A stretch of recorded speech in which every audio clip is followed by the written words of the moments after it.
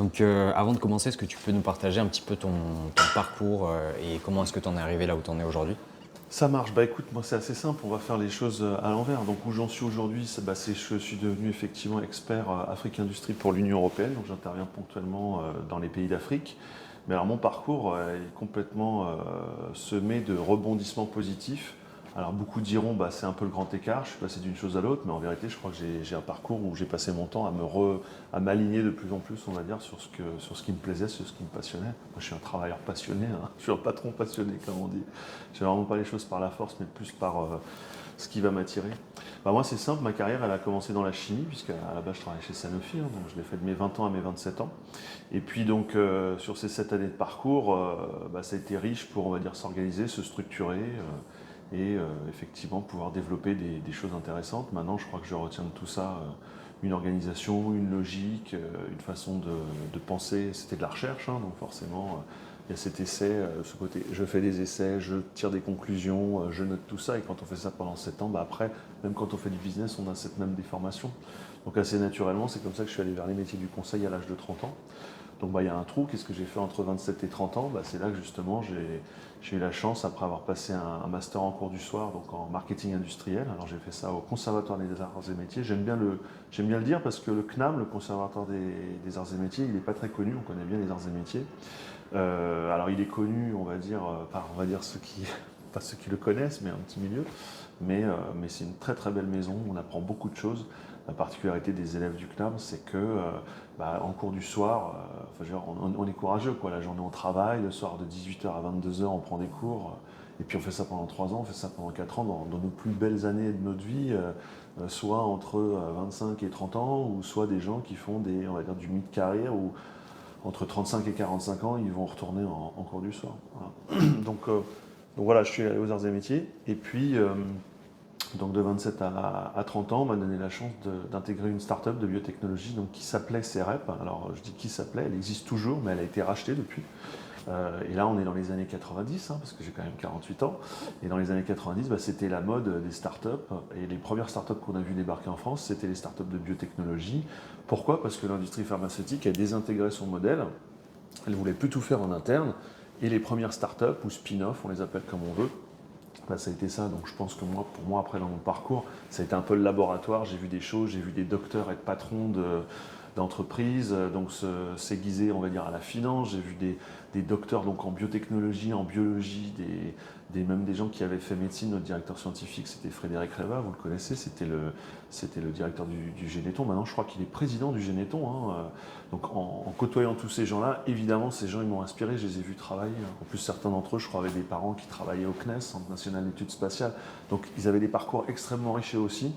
Et moi, je ne préfigurais pas à ce moment-là la suite de mon aventure, mais de baigner dans un univers comme ça, extrêmement positif, bienveillant, centré sur la recherche, le financement de la recherche, toute la valorisation de la recherche, mais au sens pas académique, mais au contraire secteur privé. Bah, ça a été pour moi, oui, j'ai envie de dire, l'antichambre de tout ce que je vais faire derrière. Donc ça a duré de mes 27 à mes 30 ans, c'est REP. Je m'occupais du marketing, j'avais 2 boss, une qui était une directrice de la communication. Alors elles avaient une quarantaine d'années, puis ma directrice du développement international, elle aussi, elle avait une quarantaine d'années, fille d'ambassadeur. Elle avait vu beaucoup, beaucoup de pays. Moi, à cette époque-là, je commençais mes premiers voyages en Inde, aux États-Unis, enfin, parmi les pays les plus comment dire, remarquables, mais j'avais déjà cet angle international, donc je pense qu'on va parler un peu plus tard. Voilà, donc ça c'est 27-30, et puis 30, bah, ça y est, je décide de créer ma boîte. Alors on me pose souvent la question, comment j'ai créé, pourquoi j'ai créé, et moi je réponds toujours la même chose. Bah, j'avais un ami qui lui avait une boîte. Hein, à 30 ans, je quitte mon entreprise où j'étais avec comment on appelle ça, une rupture conventionnelle, euh, et je ne savais pas ce que j'allais faire derrière, hein. C'est-à-dire que même moi, quand je repense aujourd'hui, je me dis, mais je suis parti avec cette rupture. J'en avais marre d'être salarié dans cette boîte-là. C'est-à-dire que j'avais fait 3 ans, et là c'était la quatrième, et c'était l'année de trop. Et Ouais, tu es parti de la boîte en ayant le projet ou sans non, avoir. Ok, justement, c'est d'accord, ouais, ça le ok. truc. C'est-à-dire, je suis parti sans avoir le projet. C'est là qu'à ce moment-là, je vois un vieil ami de lycée qui lui avait sa boîte, il développait des sites web. Et moi, je le raconte rarement, mais quand j'ai commencé, en fait, je faisais des cahiers des charges de sites web. C'est comme ça que j'ai commencé. Voilà. Alors pas à mon compte, justement, j'étais avec eux. comment on appelle ça, mon auto-entrepreneur, il n'était pas encore créé. Ça a dû durer 6 mois, je pense, de flottement, où effectivement, j'avais mon chômage. Mon auto-entrepreneur n'était pas encore créé, mais je me rodais déjà dans l'équipe de mon ami à faire ça. Et puis très vite, je vois que je deviens le commercial de sa boîte. Et donc, moi, ça ne me convenait pas. Alors, ce qui ne me convenait pas, c'est par exemple, on faisait un site web à 4 000 euros, et puis j'avais 500 euros, ou des trucs comme ça. Alors, j'avais le sentiment que la valeur m'échappait, je mettais beaucoup d'énergie pour qu'après les développeurs informatiques touchent ça. Et puis, je savais qu'à l'époque, c'était les prémices de WordPress, c'était les prémices de tout ça. On vendait des sites à 12 000 euros, 8 000 euros, mais il y en avait pour 1 000, 1 500, 2 000 euros informatiquement parlant. Enfin, je ne sais pas comment on dit, mais voilà, c'était les prémices des plateformes, des sites web plateformes. Ça, donc parcours de 30 à 37 ans, voilà. Et à 37 ans, je fais un truc incroyable, c'est-à-dire que je me resalarie. C'est-à-dire que, en fait, je me resalarie, mais c'est parti comme ça. Au début, on me dit, il y a une boîte à vendre, enfin plutôt, il y a 12 filiales à vendre dans un grand groupe, est-ce que tu veux pas racheter une des filiales? Et à ce moment-là, alors moyennant 50 000 euros, et après tu pourras payer dans le temps, alors je ne sais plus les montants, mais ça devait être 100, 150 000 euros, un truc comme ça. Moi, à l'époque, je n'étais pas fortuné. En plus, je sortais de 7 ans d'entrepreneuriat, donc avec des hauts, des bas, des impayés, des payés, voilà. Comme je disais toujours, tous les contrats rapportaient de l'argent, mais il n'y avait pas assez de contrats. Donc, si vous faites 3 affaires à 8 000, ça fait 3 x 8, 24, ça fait 24 000. Mais s'il faut 40 000 cette année, il en manque, il en manque beaucoup. Voilà. Donc à ce moment-là, ouais, je décide à 37 ans C'était un été, on vient me voir. Le directeur de la filiale, en fait, à 63 ans, à la rentrée, il ne pouvait plus être le directeur de la filiale, il fallait qu'il parte à la retraite. Et puis, lui propose de vendre. Donc ça dure 6 mois. Et puis, juste avant Noël, donc on fait l'audit septembre, octobre, novembre. Voilà, on regarde les chiffres, on diligente des cabinets d'audit. Et puis au mois de décembre, je dis alors on y va parce que là, Noël arrive. Et à ce moment-là, on me dit Loïc, on va voir ça au mois de janvier, quoi. Ah d'accord. Bon. Alors là, première fois, bon, ok, pas de problème. Et puis on arrive le 4 janvier, je dis alors, on y va? Attends, faut attendre un peu, quoi. Et j'attendrai jusqu'au 12 janvier. Et le 12 janvier, on me dit mais Loïc, laisse tomber, les Chinois rachètent tout le groupe, ils rachètent les filiales.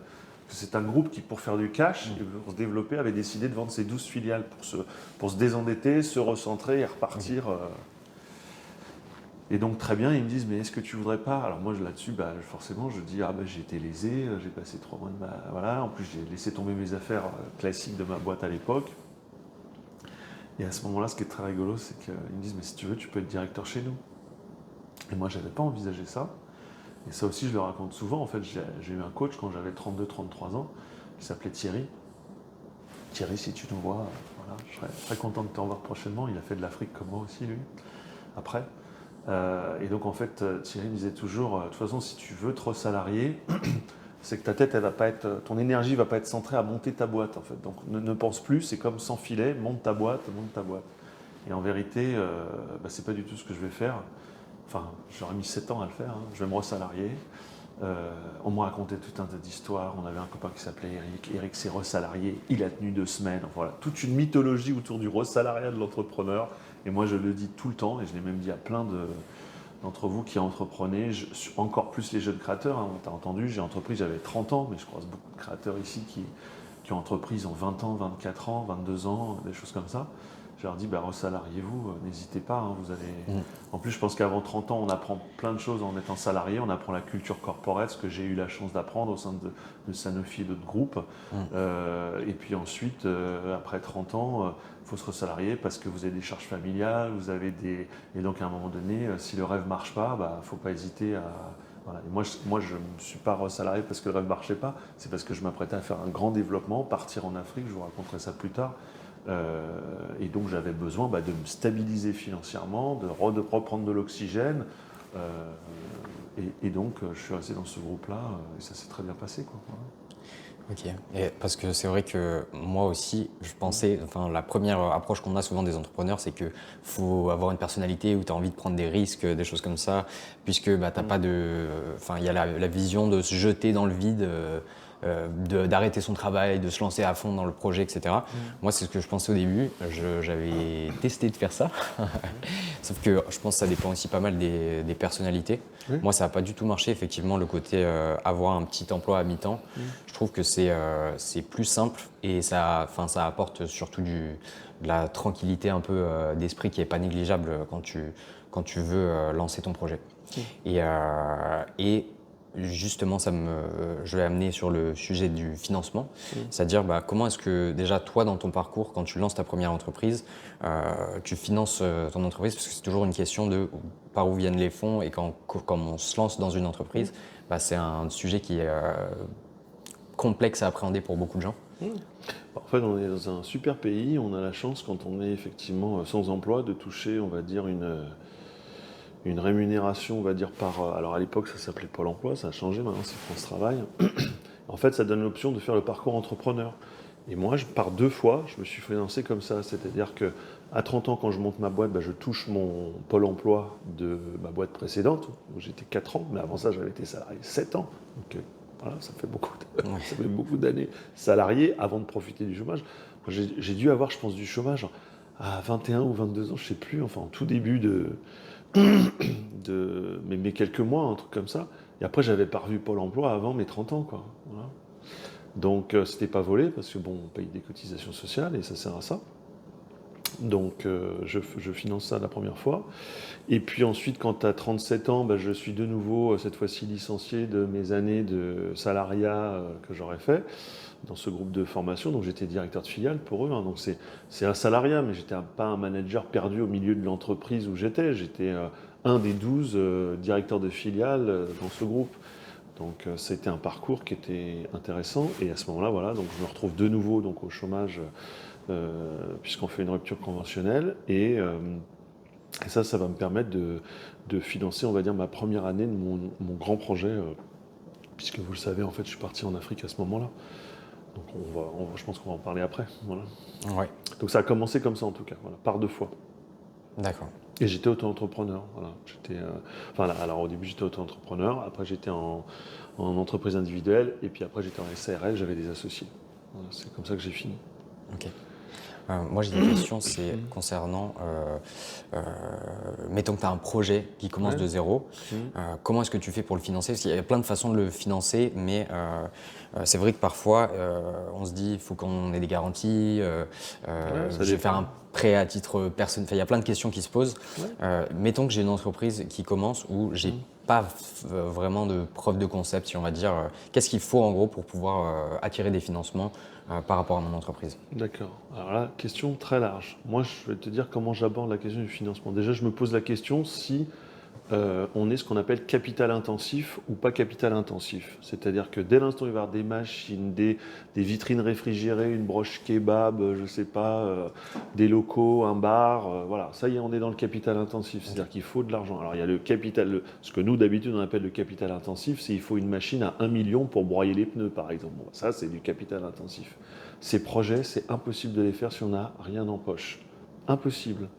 C'est très très difficile. Donc l'idée, alors comment on fait? Parce qu'il faut le faire, hein, c'est de faire des sous-produits, enfin pas des sous-produits, mais des petites sociétés d'abord qui vont permettre de générer ce cash. Et à ce moment-là, ça financera le grand rêve. Voilà, on fait tous comme ça. Moi, on en parlera après. Mes activités que je fais actuellement, pour pouvoir les financer, il a fallu une dizaine d'années, douzaine d'années d'entrepreneuriat avant de pouvoir les financer. Il y a des choses que j'avais rêvées, puis il y a des choses qui, sur le parcours, évidemment, sont arrivées. Mais donc la question du financement, donc il y a déjà cette histoire de capital intensif ou pas. Puis après, tu poses une question très générique, comment financer, etc. Après, il faut voir à quel stade. C'est-à-dire, est-ce que je suis à l'amorçage? Est-ce que je suis, en phase de développement? Ou au contraire, je suis en phase de pérennisation? Et il y a une 4e phase dont on ne parle jamais, ou rarement, parce que c'est normal. Ici, on est sur des incubateurs. En fait, c'est la phase qu'on appelle de retournement d'activité. Voilà. Et ça, c'est comment des groupes comme... Voilà, quand Apple a sorti tout ce qu'il a pu sortir, à un moment donné, ce groupe-là, on dit qu'il se retourne et il y a des financeurs du retournement. Voilà. Comme on n'en parle jamais, j'en parle, mais ça vaut le coup d'en parler. En phase d'amorçage, il existe les fameux Ulule, tout ce qui est, on va dire, je cherche le terme, crowdfunding, financement participatif. Donc le financement participatif aujourd'hui ça existe, mais moi je viens d'une génération, donc j'ai fondé ma boîte il y a 17 ans, et il y a 17 ans toutes ces choses-là n'existaient pas. Donc on est dans un écosystème français qui en 17 ans a carrément constitué tout ce qui était nécessaire pour financer de l'innovation, de l'international, de la deep tech, c'est-à-dire ce qu'on appelait de la recherche fondamentale, voire même de la recherche appliquée parfois. J'étais à Polytech cette semaine justement, on n'était que sur des sujets soit deep tech, donc recherche fondamentale, ou soit effectivement recherche appliquée. Et il existe aujourd'hui des financeurs. Historiquement, ce n'était pas ça, c'était l'État qui finançait. Sur les développements de grosses sociétés, en France, il y avait une tradition des grandes familles, on appelait ça. Ce n'était pas les banques qui nous finançaient, c'était les grandes familles. Et puis après, il y a eu un désengagement progressif des banques. Alors, je vais en citer plusieurs pour ne pas montrer du doigt l'une ou l'autre. Les LCL, les BNP, les SG, toutes ces boîtes-là, toutes ces banques-là, pardon, elles finançaient. Et petit à petit, elles se sont reculées, mais au privilège de venture capitalistes, de fonds d'investissement, de structures qui sont arrivées, et puis de toute la comment dire, pas la panoplie, mais le tissu, on va dire, associatif avec BPI, on va sûrement en parler, les France Actives, les initiatives Marseille Métropole, enfin Association Initiative France, ça s'appelle, hein, les réseaux Entreprendre, toutes ces choses-là, quoi, qui n'existaient pas. Donc, je ne sais pas si j'ai bien répondu. Elle est très large, sa question. Ouais, c'est une question qui est... C'est une question hyper large. Entre finance, la base, c'est est-ce que c'est capital intensif ou pas? Voilà. Donc, est-ce que je vais être consultant ou est-ce que je vais être restaurateur? Pas consultant parce qu'il n'y a pas grand-chose à avoir. Restaurateur parce qu'il faut financer du matériel, etc. Et puis après, à quel moment je suis? Début, milieu, fin? J'ai vu des grands entrepreneurs vouloir financer des projets parce qu'on va aussi sûrement en parler à 400 millions, des choses comme ça. Et cette personne-là n'a pas d'expérience, c'est quelqu'un de connu hein, qui est venu me voir, qui n'a pas d'expérience dans le real estate, donc tout ce qui est immobilier à Dubaï. Et j'ai trouvé extrêmement mature, mais c'est normal, c'est un homme qui doit avoir la cinquantaine. On lui écrit, il a une très grosse boîte, il veut se mettre dans le real estate à Dubaï, et il m'écrit un mail en disant Loïc, j'ai revu mes ambitions, finalement, on va déjà commencer par construire une tour à Dubaï avant de vouloir construire un village. Ouais, c'est intéressant de voir la réflexion d'un homme mature qui a déjà entrepris et qui a la sagesse de dire bon, ce que j'ai voulu faire à Dubaï, c'était un peu gros. Alors, j'étais venu vous voir, monsieur Loïc, pour me financer à hauteur de temps. Et finalement, je n'ai pas besoin de 200 millions, mais j'ai besoin de 80 millions. Bon, c'est super intéressant parce que déjà, il ne l'exprime pas que verbalement. Il écrit un mail où il explique pourquoi il change de projet. Voilà, ça c'était vraiment... Enfin, c'est ça qui est génial dans le financement. C'est pas l'argent, le financement, c'est les histoires, c'est les humains, c'est la relation. Pareil, on en parlera sûrement, mais les affaires, c'est ça, c'est d'abord des relations. Si on n'est pas bon en relation, ça va être difficile de faire des affaires. L'argent va être le produit de tout ça. C'est pas le... Et ça me pose une question, c'est il y a toujours une dichotomie entre, on parle ma question, ça va être surtout, c'est quoi le poids quand tu as un projet qui est au stade initial? Parce que si j'ai bien compris, même quand tu es dans un projet à capital intensif, au final, tu commences souvent par un projet qui n'est pas à capital intensif pour le financer au moins en partie. Donc, quand tu lances ton projet de façon initiale, c'est quoi l'importance de l'idée versus l'équipe et le fondateur? Ok. Alors déjà, effectivement, tu as raison. Souvent, les gens viennent te voir en disant moi, je veux financer un projet. Mais en fait, la personne, elle vient te voir, elle en est au stade de l'idée. Donc nous, quand on finance, notre job, c'est pas de les emmener. Par contre, c'est sûr, dans un incubateur comme ici, le job, c'est d'emmener les gens de l'idée au projet. Et après, vous pouvez aller du projet à l'entreprise, donc toute la partie financement, équipe, etc., modèle économique. Et ça n'a encore rien à voir avec ce qu'on appelle, nous, la phase d'accélération. Donc quand j'ai des business en création qui me disent, voilà, on va faire 10 millions et on a besoin d'1 million, je dis, avant qu'on mette 1 million sur votre tête, là j'ai eu le cas, là, il y a un type qui veut faire un dojo sur l'eau, il cherche 800 000 euros. Ouais, mais bonne chance. Hein.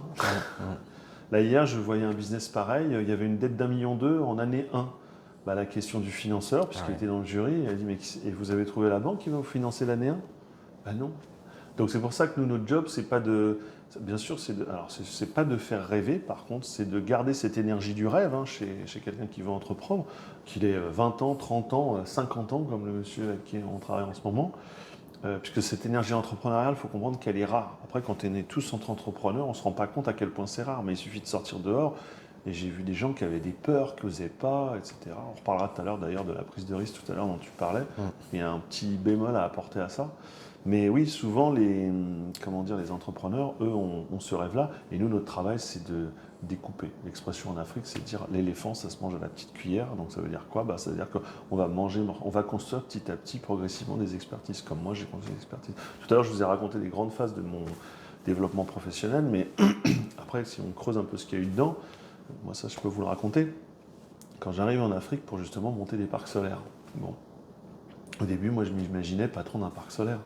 Je pensais vraiment que j'allais voir une banque qui allait me prêter, à l'époque, c'était même pas 40 millions, c'était 100 millions, puisqu'un parc solaire, ça coûte 100 millions. Enfin, 100 mégawatts, 100 millions, 100 hectares, donc c'est quand même des grosses machines. Et je pensais que j'allais trouver, mais comme j'ai entendu d'autres projets, les gens pensent trouver 100 000 ou 200 000 euros, moi je pensais vraiment que j'allais trouver ça. On m'a même fait, ma propre avocate m'a fait un rendez-vous avec un banquier de la BNP, pour ne pas le citer. J'ai déjeuné avec lui, voilà, et il m'a dit je vais regarder votre dossier. Enfin, il aurait pu me stopper tout de suite lors de ce déjeuner en me disant mais non, ce que vous faites, ça n'existe pas, quoi. Bon. Et j'ai fait un deal, alors du coup je ne vais pas citer les groupes avec qui j'ai fait des deals, mais j'ai fait un deal donc, avec un groupe de BTP.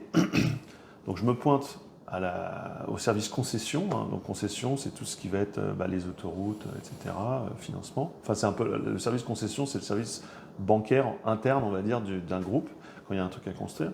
Et je les rencontre, ils me disent, ok, ramène-moi ton sujet que tu as développé en Afrique, puisqu'à ce moment-là, j'étais promoteur-développeur. Là, j'avais 38, 39 ans, 40 ans.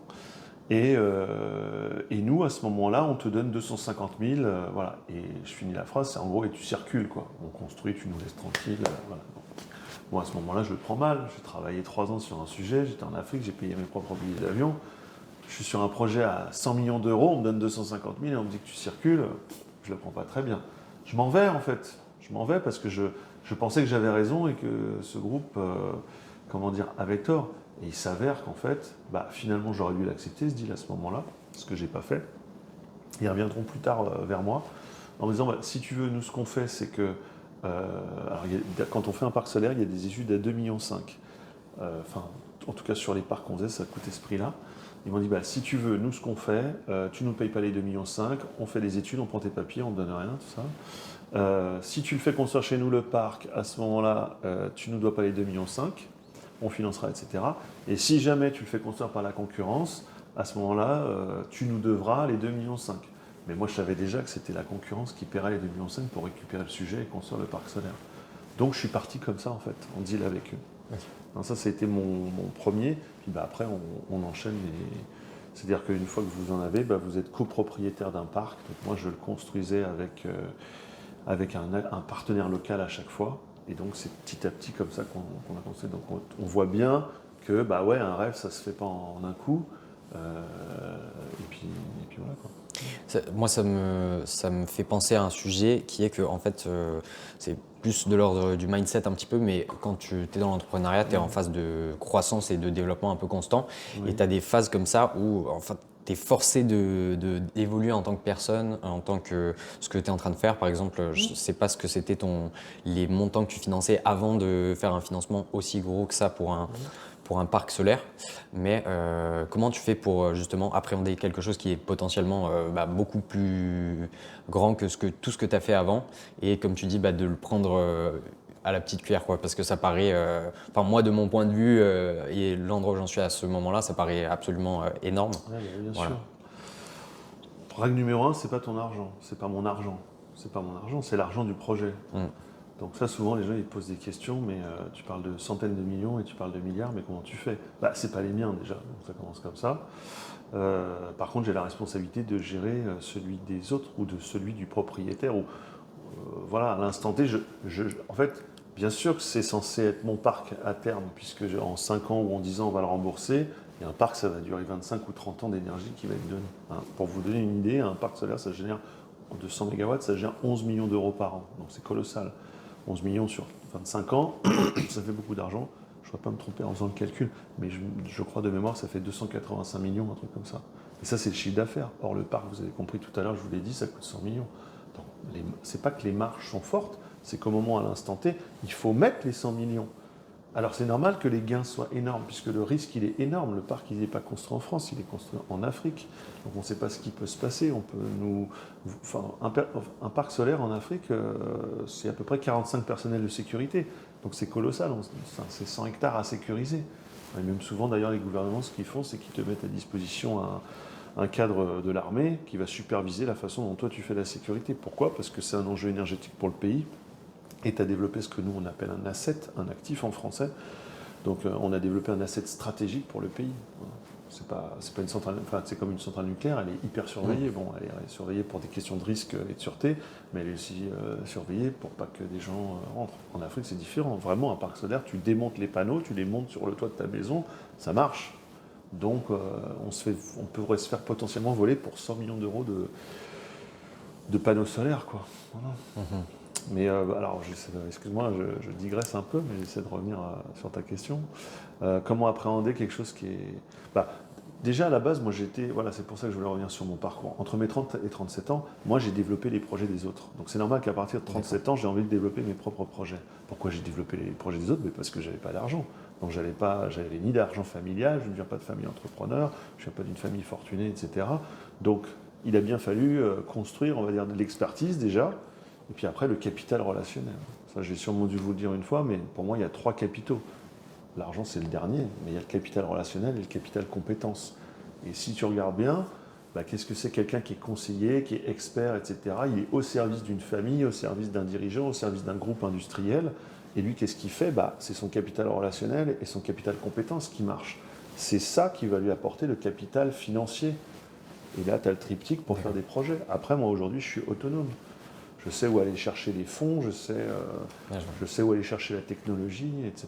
Voilà. Donc ça, c'est les 3 capitaux. C'est hyper important de comprendre comment ça fonctionne. Sinon, bah, les gens se disent, j'ai une idée du capital, et pire, j'ai une idée, je connais quelqu'un, et je veux devenir millionnaire. Ça, c'est des schémas totalement... ça marche, hein, ça a marché à des époques, ça doit sûrement encore marcher. Je ne dis pas que ça n'existe pas, il ne faut pas exagérer. Mais avoir une idée, connaître quelqu'un, et on devient riche, c'est pas... Voilà, moi je dis plutôt fortuné, j'ai dit riche là, mais voilà, t'es fortuné, je dis. Bah, c'est un peu aussi un des clichés, c'est un peu un des clichés de l'entrepreneuriat où quand tu vois, enfin, de ce qui est mis en avant en tout cas, surtout avec les réseaux sociaux, maintenant on voit surtout le bon côté des choses, mais pas tout ce qui va derrière. Alors, on va parler du risque justement, Voilà. tu disais tout à l'heure, ça je vais en parler, c'est hyper important. Alors il ne faut jamais oublier qu'en fait en France on est sur des cultures ce qu'on appelle judéo-chrétiennes. Et en fait on est tellement dedans qu'en fait on ne s'en rend pas compte. Il y a des pays, il y a des mœurs, il y a des cultures, il y a des religions qui ne valorisent pas la spéculation. On sait, en islam, on ne valorise pas la spéculation, la prise de risque, elle est très contrôlée. Mais ce qu'on oublie aussi, c'est que dans le protestantisme, il y a la prise de risque, mais en fait, la punition, elle vient d'où? C'est si le risque, il n'est pas mitigé. Tout à l'heure, c'est très intéressant, comme beaucoup d'entrepreneurs, tu parles de la prise de risque, la prise de risque. Non, mais chez les protestants, ça ne marche pas comme ça. C'est la mitigation en anglais du risque. Donc oui, le risque, il est autorisé si tu le mitiges. Et tu vois, dans ma posture, dans la manière dont j'aborde le financement, etc., on ne lâche pas des tickets à des gens qui ne nous ont rien fait. On lâche des tickets à des gens qui ont fait des BP, qui ont planifié, qui nous ont expliqué par A plus B comment. Et quand on fait ce travail-là, on n'appelle pas ça le dérisquage, on appelle ça la mitigation en anglais. Je ne sais même pas comment on dit en français, je dis mitigation, mais je ne crois pas que ce soit ça. Non, mitiger le risque peut-être. On mitige le risque, ouais, mais ça, à mon avis, c'est un gros franglais, je ne sais même pas comment on dit.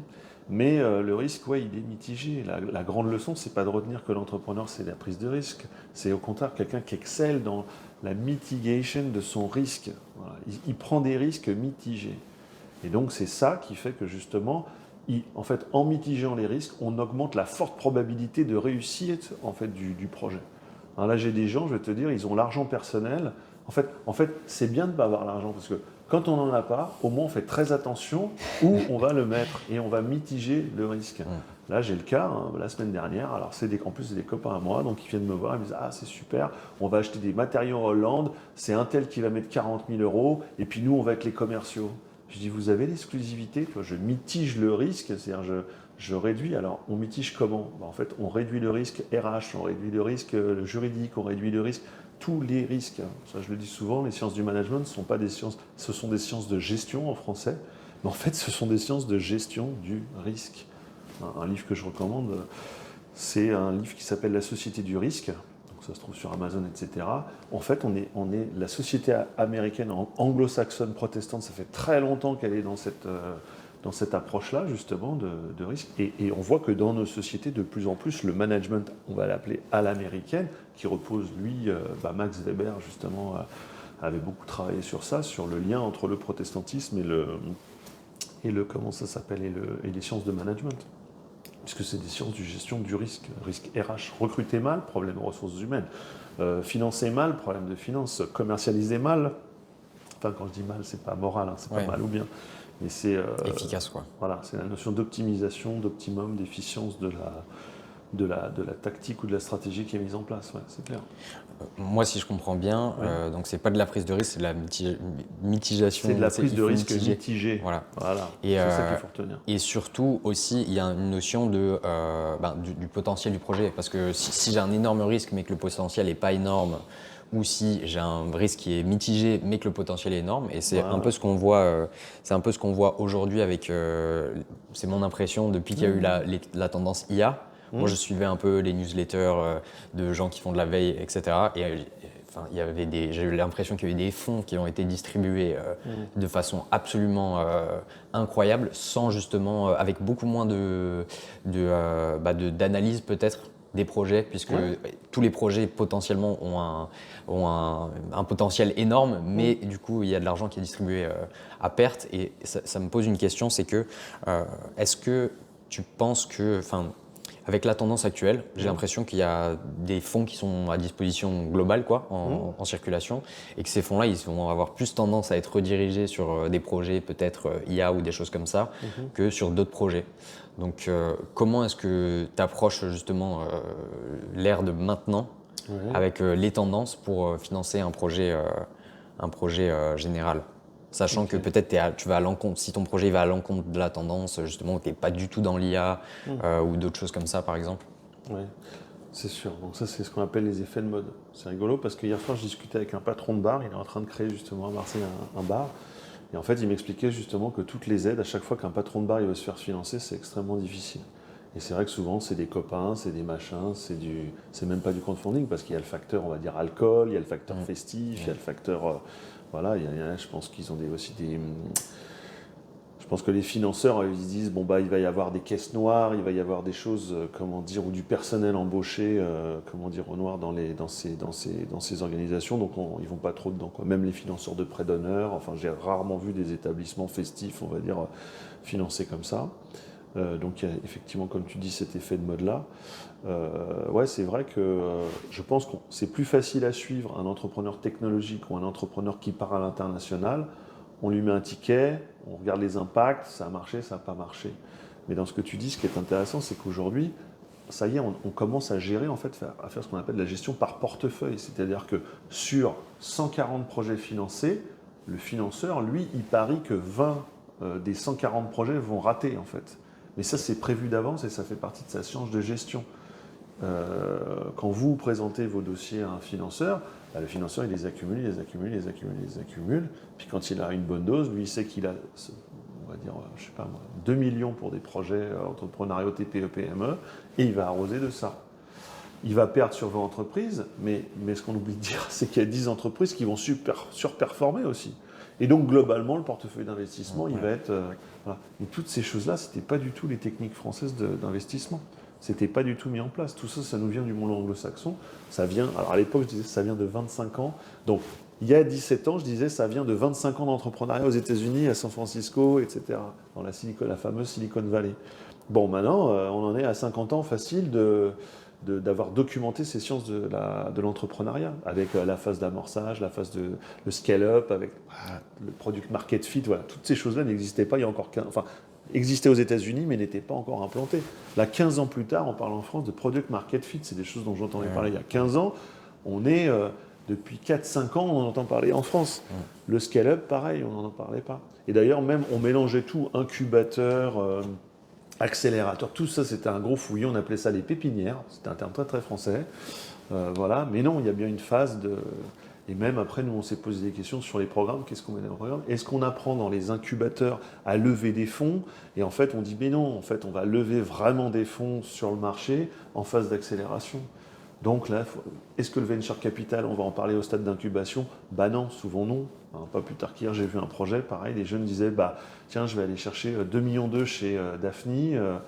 Bon, bah on était il y avait un jury, le jury lui dit, est-ce que vous pensez vraiment que Daphne va mettre 2,2 millions en face d'amorçage sur cette boîte-là, quoi. Et puis en gros, le business plan, c'était, on va aller chercher 2,2 millions chez Daphne, on va chercher de l'argent chez BPI, on va chercher de l'argent chez Initiative France, et puis on perd, 120 000 euros la première année.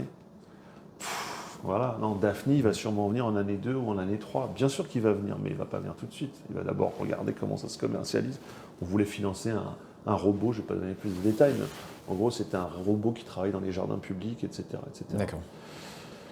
Donc plutôt dans un projet recherche. Aussi, c'est une question qui me vient parce que tu dis c'est compliqué de financer des projets où il y a un gros capital intensif au début, mais tu as quand même parlé de type de projet sur lesquels tu as commencé toi, au début dans les années 90 si je ne me trompe pas, avec 2008, avec tout ce qui est biotechnologie qui sont arrivés. Ça c'était un peu avant. Voilà, 2000, tout ce qui est arrivé où en fait avant même que tu aies quelque chose de viable, il y a peut-être des années de recherche à faire. Et lui, c'est intéressant pour te dire. Il est typique le financement du monde d'avant. C'est intéressant parce que tu as raison, en 2000, j'en avais 30. Donc lui a dû se faire financer dans les années 2000, 8 ans avant que je parte. Et on avait un projet interne, on ne va pas donner son nom. Ce projet avait pour ambition justement de se développer à Singapour. Et l'argent, on est allé chercher chez les grandes familles françaises, tu vois.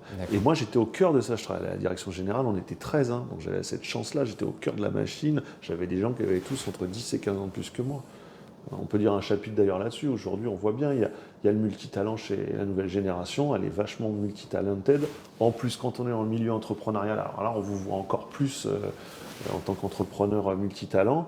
Et il y a, nous, les mentors, on a tous entre 40 et 45 ans. Sauf qu'à l'époque, quand moi j'entreprenais à 30 ans, les mentors qui existaient, c'était des gens qui avaient 65 ans, 70 ans, qui étaient retraités. Et alors eux, t'imagines qu'ils avaient entrepris 30 ans avant moi. Donc eux, ils étaient complètement... C'est pour ça qu'à un moment donné, les mentors, on a complètement arrêté parce qu'il y avait des jeunes comme moi qui avaient 30 ans et on avait des mentors de 65 ans qui avaient entrepris dans les années 70 et 80, qui étaient vraiment, vraiment une autre histoire. Tout d'un coup, les mentors, c'était plus vraiment à la mode. Puis alors en ce moment, le mentoring, ça cartonne. Pourquoi? Parce que moi, je suis formé, on vous comprend.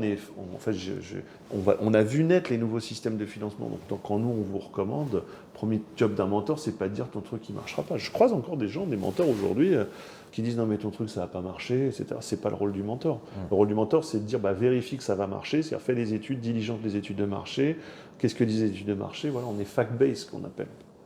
L'enjeu, c'est vraiment de pouvoir tracer la décision, justement, de dérisquer toujours. Et pour dérisquer, c'est pas je sens que ça va marcher. Voilà. Oui, alors moi j'ai développé ma boussole, hein, comme plein d'intuitions, c'est hyper important. Ça, je pourrais vous tenir des heures là-dessus, mais oui, il faut développer son intuition parce que ça participe. Et je pense que j'ai croisé pas mal, je ne vais pas opposer salariés et comment dire, les chefs d'entreprise, mais j'ai rencontré beaucoup de salariés qui avaient perdu confiance en eux, perdu en confiance en leur boussole. Moi, je crois que j'ai de la chance. C'est pas une chance, j'ai une boussole. À la fois, je l'entends et je la verbalise. Voilà. Et c'est ça que le chef d'entreprise il doit développer, c'est sa capacité à entendre la boussole et à la verbaliser, de dire non, on n'y va pas. Oui, on y va. Non, parce que c'est l'intérieur qui nous dit ça. Bon, ça c'est une chose. D'un côté, il faut apporter les facteurs rationnels, c'est-à-dire des éléments qui expliquent que le marché est en expansion. Et tout. C'est un peu la somme des deux qui va faire qu'on va y aller ou pas y aller. Voilà.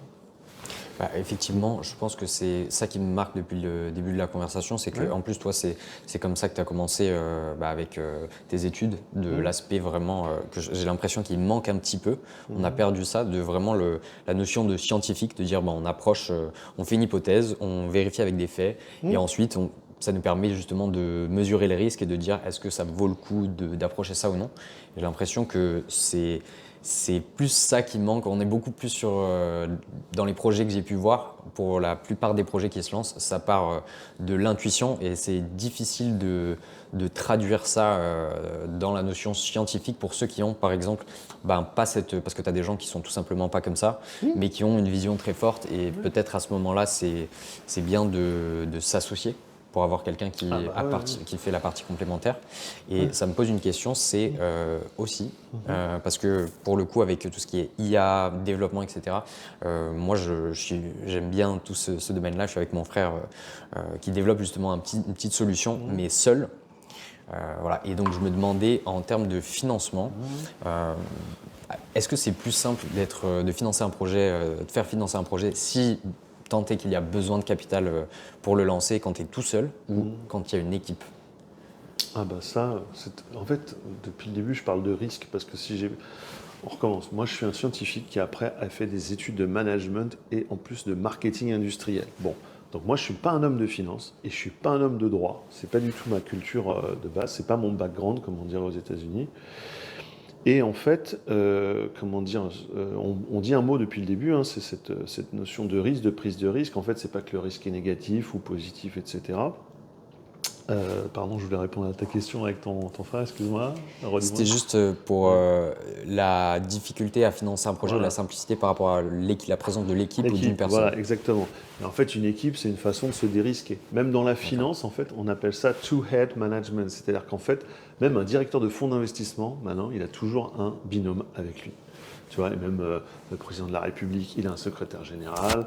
Le président du Sénat, il a un vice-président. En fait, c'est le management à deux têtes. Voilà. Dès l'instant où tu fais du management à deux têtes, tu vas considérer que tu vas dérisquer en partie. Donc tout ça, encore une fois, ça vient de la culture managériale, du management du risque. Toutes ces sciences-là, ça vient de là. Mais ça fait une société justement plus résiliente, hein, parce que le but c'est ça, hein, on n'embête pas les gens en montant une équipe ou en étant deux personnes, on est plus résilient. Moi-même, donc après, j'ai monté ma boîte, puis je vous ai dit, après j'ai eu des associés, hein, j'en ai eu 3 des associés, et donc j'en avais un qui s'appelait Erwan, et qui était un peu mon double, on était en tandem, quoi. On existait, voilà, même le maire de la ville ici, il avait son tandem, enfin ça c'est des modes de... Parce que, en fait, il y a un effet où on est, comment dire, quand on dirige, on a... Alors moi, je ne l'ai pas trop, mais je l'ai vu, ça. Il y a une espèce de paranoïa du dirigeant. C'est-à-dire que tout d'un coup, vous êtes coupé de la base et autour de vous, vous avez tout un tas de conseillers qui viennent vous conseiller. Et donc, à ce moment-là, mais ça peut rendre paranoïaque parce qu'on se dit, j'ai mes plus proches collaborateurs qui me nuisent, qui veulent avoir ma place, etc. Voilà. Moi, je ne souffre pas de ça. Moi, je dis toujours, un dirigeant, il ne vaut mieux pas qu'il soit trop parano. Il ne faut pas qu'il soit mytho, il ne faut pas qu'il soit parano. Parce que sinon, ça ne va pas marcher longtemps, quoi. Voilà. Et comment tu fais pour choisir un bon associé? Du coup, c'est quoi Alors, ça, c'est encore une autre question. C'est bien parce qu'on fait que des questions vertigineuses. Il y a tellement de sujets à parler. Il y a plein de sujets. C'est un sujet qui n'est pas négligeable et comme ça a un impact direct sur il y a 2 jours, je discutais avec quelqu'un de Polytech, à l'université de Marseille, donc il travaille sur les relations humaines, etc. En fait, c'est choisir un bon associé, choisir un bon partenaire commercial, choisir un bon fournisseur. En fait, à la fin, c'est la même question, c'est comment on choisit les gens, etc. Je n'ai pas préparé la réponse. C'est vraiment parce qu'en fait, c'est un des 3. Enfin, quand tu reprends depuis le début et que je décide de financer mon projet, si je reprends ce que tu as dit un petit peu, que ce soit à capital intensif ou non, je dois toujours me concentrer sur mon capital relationnel, mon capital compétences. Et ensuite, le dernier, c'est le capital financier. Ouais, voilà. Donc, exact. Le plus important, c'est déjà en termes de complémentarité. En fait, si on choisit un associé qui est le double de vous, en fait, ça marche pas. Parce qu'en fait, sans arrêt, il y a cette espèce d'affrontement. Parce que moi, je l'ai vu et revu, je suis associé plein de fois. Hein. Je suis associé en Afrique, je suis associé en France. En fait, il faut choisir des gens dans la complémentarité de soi. À partir de là. Alors, en fait, ce qui est complémentaire, c'est les compétences, pardon. Par contre, ce qui est commun, c'est ce qu'on appelle les valeurs, c'est-à-dire, on partage des valeurs d'honnêteté, des valeurs de loyauté, des valeurs de tout se dire, des valeurs d'être transparent l'un envers l'autre. Voilà. Si sur les valeurs, on n'est pas bon, voilà. Mais ça marche pour les amis, ça marche pour le couple, ça marche pour... c'est ça qu'on se rend compte finalement dans tous les domaines de la vie. Par contre, c'est vrai que le monde entrepreneurial, il y a de l'argent, il y a des enjeux, il y a tout ça. Et ça nous oblige à réfléchir là-dessus. Quand vous épousez quelqu'un, vous ne cherchez pas sa femme en vous disant il faut qu'elle ait les mêmes valeurs, il faut qu'elle... Mais évidemment, alors surtout à 20 ans, quoi. Puis à 40 ans, c'est un peu plus ce qu'on veut quand même. Et les amis, c'est pareil. Et on se dit, lui, par exemple, moi j'ai des amis qui sont plus ou moins... moi, je ne suis pas trop un nerveux de tempérament, mais j'ai des amis qui sont beaucoup plus nerveux que moi, mais on a le même socle de valeurs. Donc il y a bien une histoire de... On peut avoir des comportements et des compétences différentes tant qu'on a le même socle de valeurs. Si j'ai un mec qui est aussi sympathique, etc., que moi, mais alors il aime voler, il aime des choses borderline, etc. Mais ça ne marchera pas en fait. En fait, c'est ce qui s'est passé. D'ailleurs, j'avais un de mes 3 associés, il n'était pas voleur, c'était pas ça. Mais en fait, en termes de valeur, ça ne marchait pas. On ne fonctionnait pas pareil. J'admirais sa compétence, mais la compétence, ça ne suffit pas. Si l'homme, il n'est pas fini à l'intérieur, enfin pas fini, mais pas... Enfin, il lui manque encore des choses en termes de qualité relationnelle, de façon d'aborder les gens. Lui, il avait des problèmes de manque de respect, il ne respectait pas les gens. Et moi, ça ne m'allait pas, en fait. Donc je me disais, s'il ne respecte pas nos clients, à un moment donné, il ne nous respectera pas. Et c'est exactement ce qui s'est passé, en fait. Au début, on admire son talent commercial, etc., de signer des contrats, etc., mais pour moi, a posteriori, il y avait un manque de respect, quoi. Voilà. Et après, c'est ce qui s'est passé au moment de se séparer en tant qu'associé. Il y a eu des gros manques de respect. Alors là, il faut savoir arrêter. Moi, j'ai appuyé sur le bouton, j'ai tout dynamité et l'association s'est terminée. Ouais. Ça me fait penser à un autre domaine, du coup, c'est des domaines qui ne sont pas directement liés au financement, mais en même temps qui sont quand même liés, et que j'ai l'impression que, moi j'y ai pas été encore confronté, mais finalement c'est la même chose que pour le recrutement, qui est en gros un des postes les plus importants, si je comprends bien. Ouais. C'est du recrutement. Moi, même mes partenaires, là, quand je fais de l'Afrique à l'international, je passe mon temps à dire, en fait j'étais comme un RH, c'est-à-dire je recrutais. Voilà. Et quand on recrute, justement, on utilise des outils comme le MTBI, comme le DISC, etc., des analyses comportementales. Alors après, on n'a plus besoin de faire les analyses comportementales, enfin on n'a plus besoin. On développe son flair, en fait. À la fin, c'est toi qui arrives à scanner assez rapidement. Est-ce que c'est un calme? Est-ce que c'est un faux calme? Est-ce que c'est un faux timide? En vérité, ça va très vite dans sa tête, mais il parle peu. Moi, souvent, je donne la leçon aux gens, parce que forcément, venant d'une carrière scientifique, il y a quand même beaucoup de gens très introvertis dans les domaines scientifiques. Et en vérité, on a l'impression qu'ils sont introvertis, voire même, du coup, on va se dire, il est idiot, il n'est pas compétent. Mais non, c'est l'inverse. C'est des gens qui vont extrêmement vite au niveau du cerveau et ils ne se sentent pas la nécessité de commenter quelque chose. Ils ont enregistré, ils ont pris l'information, ils ne feedbackent pas, tout ce que déteste le management. Dans le management, on aime que les gens feedback, on aime que les gens s'expriment, on aime que les gens verbalisent, mais ce n'est pas leur tempérament. Et ça ne fait pas d'eux des mauvais collaborateurs. Ils doivent juste développer cette compétence-là. J'ai une amie, tiens, il n'y a pas très longtemps, elle est en train de divorcer, je ne raconte pas les détails, mais elle divorce, elle est mariée à un ingénieur, elle me dit, mais moi en 20 ans, finalement, il n'a pas changé. Et en fait, son mari ingénieur, c'est quelqu'un qui est introverti, et en 20 ans, elle n'a pas réussi à développer, c'est pas qu'elle ne l'a pas changé, que changer c'est quoi? C'est développer des nouvelles compétences, et je crois qu'elle a rêvé de le changer, elle a rêvé de développer chez lui des compétences de communication, mais c'est pas son fort, quoi. Voilà. Ok. Tout est lié, hein, vous avez vu, on a l'impression de partir dans tous les sens, mais c'est l'inverse, c'est parce que moi j'ai une approche systémique, donc forcément c'est tout pour mieux arriver à notre sujet, quoi. Je pense que c'est de toute façon beaucoup plus intéressant parce que c'est vrai que, en gros, moi on part un peu dans le cliché en mode comment on fait pour financer un projet, alors qu'en fait il y a plein de choses. C'est-à-dire, il y a capital relationnel, il y a les compétences, il y a un autre domaine aussi qui est fondamental, c'est le mindset de la personne aussi. En fait, souvent on dit d'un directeur, on se dit bon, il est directeur financier, ça je l'ai vu. En fait, j'ai pas un directeur financier, pardon. J'ai un contrôleur de gestion qui vient me voir une fois et il me dit, mais moi, tu vois, j'ai mon master en gestion, j'ai fait de la finance, j'ai fait tout ça, mais je ne serai jamais directeur financier. Et je lui dis, pourquoi? Et j'avais eu 2 conversations avec lui très intéressantes. Donc ça, c'est la deuxième, je vous raconterai la première juste après. Dans cette conversation-là, je lui dis, mais pourquoi? Il me dit, mais parce qu'en fait, notre DAF, en fait, il est directeur financier parce qu'il a le réseau. Et même, pour vous donner un tuyau, aujourd'hui, c'est bien de dire, oui, de toute façon, il faudra 120 000 euros du capital investissement et 20 000 euros de la part du crowdfunding. Oui, d'accord, mais quel crowdfunding et quel VC, c'est ça le problème. C'est-à-dire avoir le réseau où est-ce qu'on... Tout à l'heure, je parlais de Daphne, par exemple. Daphne, c'est une super structure pour financer l'innovation. Faut-il encore les connaître? Faut-il savoir comment ils financent? Donc, c'est encore une fois, c'est pas que le relationnel, attention, c'est pas le relationnel piston, c'est je connais quelqu'un, donc il va m'aider. Non, c'est pas ça. C'est on se connaît au sens, je connais tes besoins et tu connais les miens. Moi, par exemple, aujourd'hui, sur nos parcs solaires, je sais comment derrière, le financement qui m'est apporté va être recyclé, j'allais dire industriellement, c'est-à-dire dans l'industrie de la finance. C'est-à-dire cet argent, il vient de quelque part, il ne tombe pas du ciel. Donc, et donc, je regarde les intérêts de mon financeur aussi dans ma conception du financement. C'est un peu comme quand toi, tu vends un produit, tu regardes les intérêts de ton client quand il t'achète ta machine. Bon, bah, moi, c'est pareil. Comment dire, la finance, c'est des gens qui vendent de l'argent, finalement, et ils font une plus-value. Et donc, il faut qu'on regarde un peu d'où ça vient. Si on ne fait pas ce travail-là. Et donc, c'est pour ça que d'avoir du réseau, à ce moment-là, c'est utile. Parce qu'on sait que Daphne, il va être financé à hauteur de temps, mais parce que lui, Daphne, il obtient son argent comme ça, et ses critères, ils sont comme ça. Donc, je regarde souvent aussi les critères de comment lui, derrière, il est financé, ce financeur. Parce que nos financeurs, en fait, on les appelle des bailleurs de fonds. En fait, ils lèvent des fonds pour nous financer. C'est pas leur argent. Par exemple, dans notre domaine, les parcs solaires, on a ce qu'on appelle les green bonds. Bon, il faut voir comment le green bond, il est construit. Et nous, à partir de là... c'est quoi un green bond juste... Alors, pardon, bond, c'est une obligation. En fait, green bond, c'est les obligations vertes. Donc, en fait, il y a des fonds, par exemple, il y a 100 millions d'euros de green bond dédiés à l'Afrique dans le financement des parcs solaires. Sauf qu'il faut savoir que ces 100 millions, ils sont générés par la BIDC, donc une banque en Afrique, une banque institutionnelle, qui elle-même se garantit sur des garanties, par exemple, saoudiennes. Donc, tu vois, on remonte toute la chaîne de comment cette ligne est apparue. D'ailleurs, et cette ligne, on appelle ça une mobilisation dans le métier.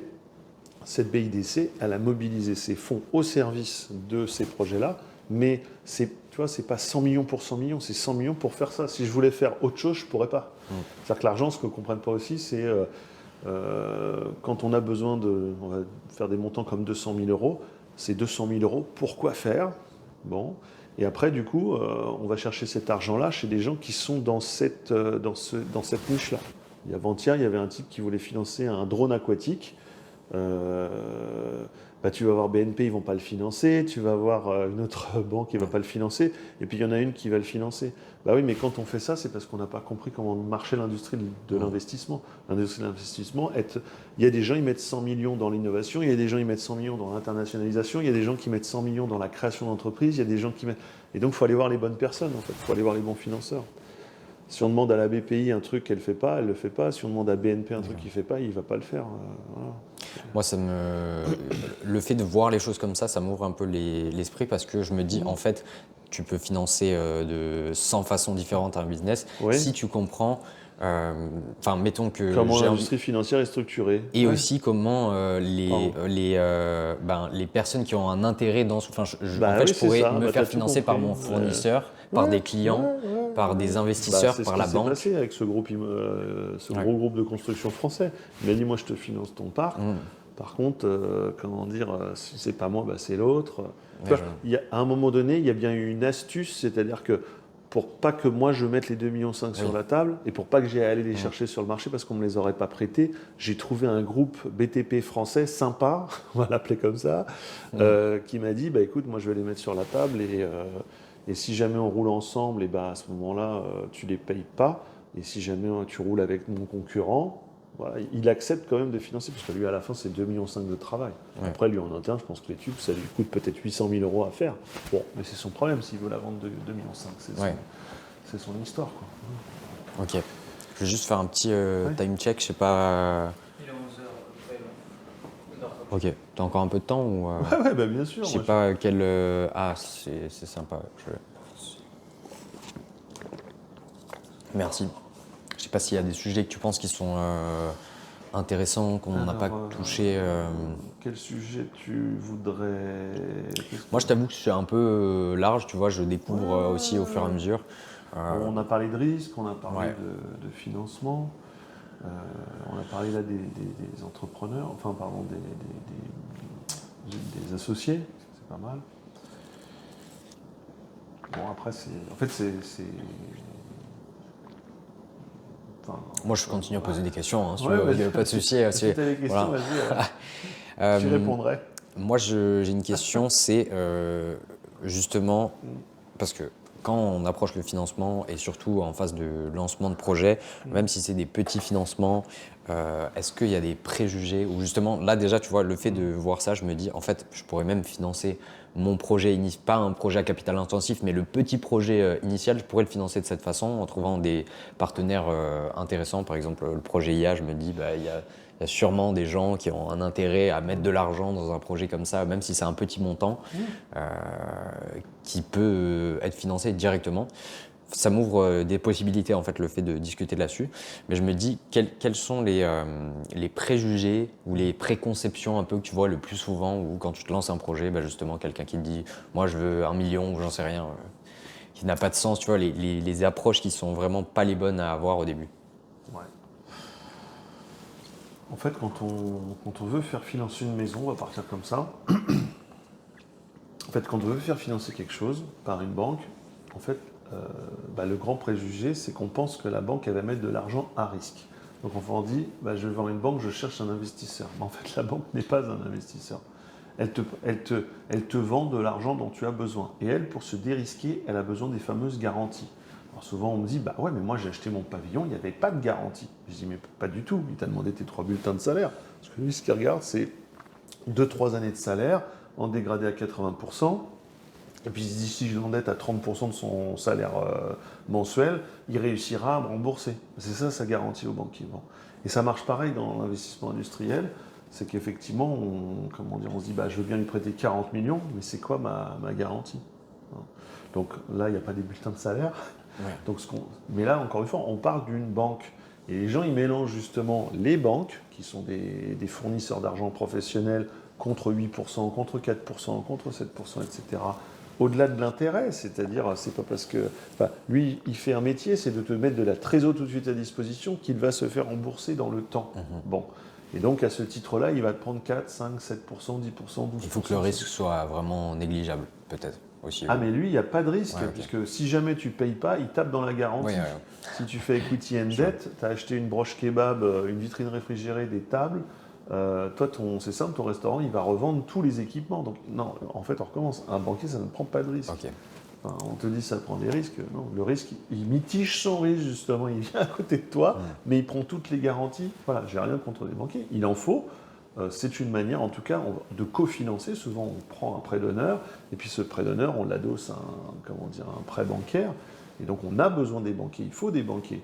Par contre, dès l'instant où on cherche quelqu'un qui est plus dans la prise de risque, tu as raison, il y a des gens qui sont prêts à prendre plus de risques, mais ils veulent plus de rendement, ce qu'on appelle chez nous le bénéfice, l'intérêt, vous l'appelez comme vous voulez. Chez nous, ça s'appelle du rendement. Et en fait, effectivement, tu vas avoir des... Mais eux, ils vont prendre un risque à tes côtés. Donc, par exemple, ils vont prendre les fameuses parts, c'est-à-dire que c'est pas pour te bloquer, mais pour avoir du contrôle, on va dire, sur l'entreprise qui finance. Effectivement, ils vont bien mettre 2 millions contre 25% des parts de l'entreprise. C'est la garantie, les 25%. C'est comme ça qu'ils lèvent. Et avant de les mettre, ils vont se dire, mais les 2 millions, ils vont en faire quoi? C'est pour acheter des machines, c'est pour acheter des... Il ne faut pas oublier que les 2 millions, c'est pour ça que je te disais tout à l'heure qu'il faut s'intéresser à tout ça. Les 2 millions, ils font partie d'un portefeuille d'investissement de 100 millions. D'accord.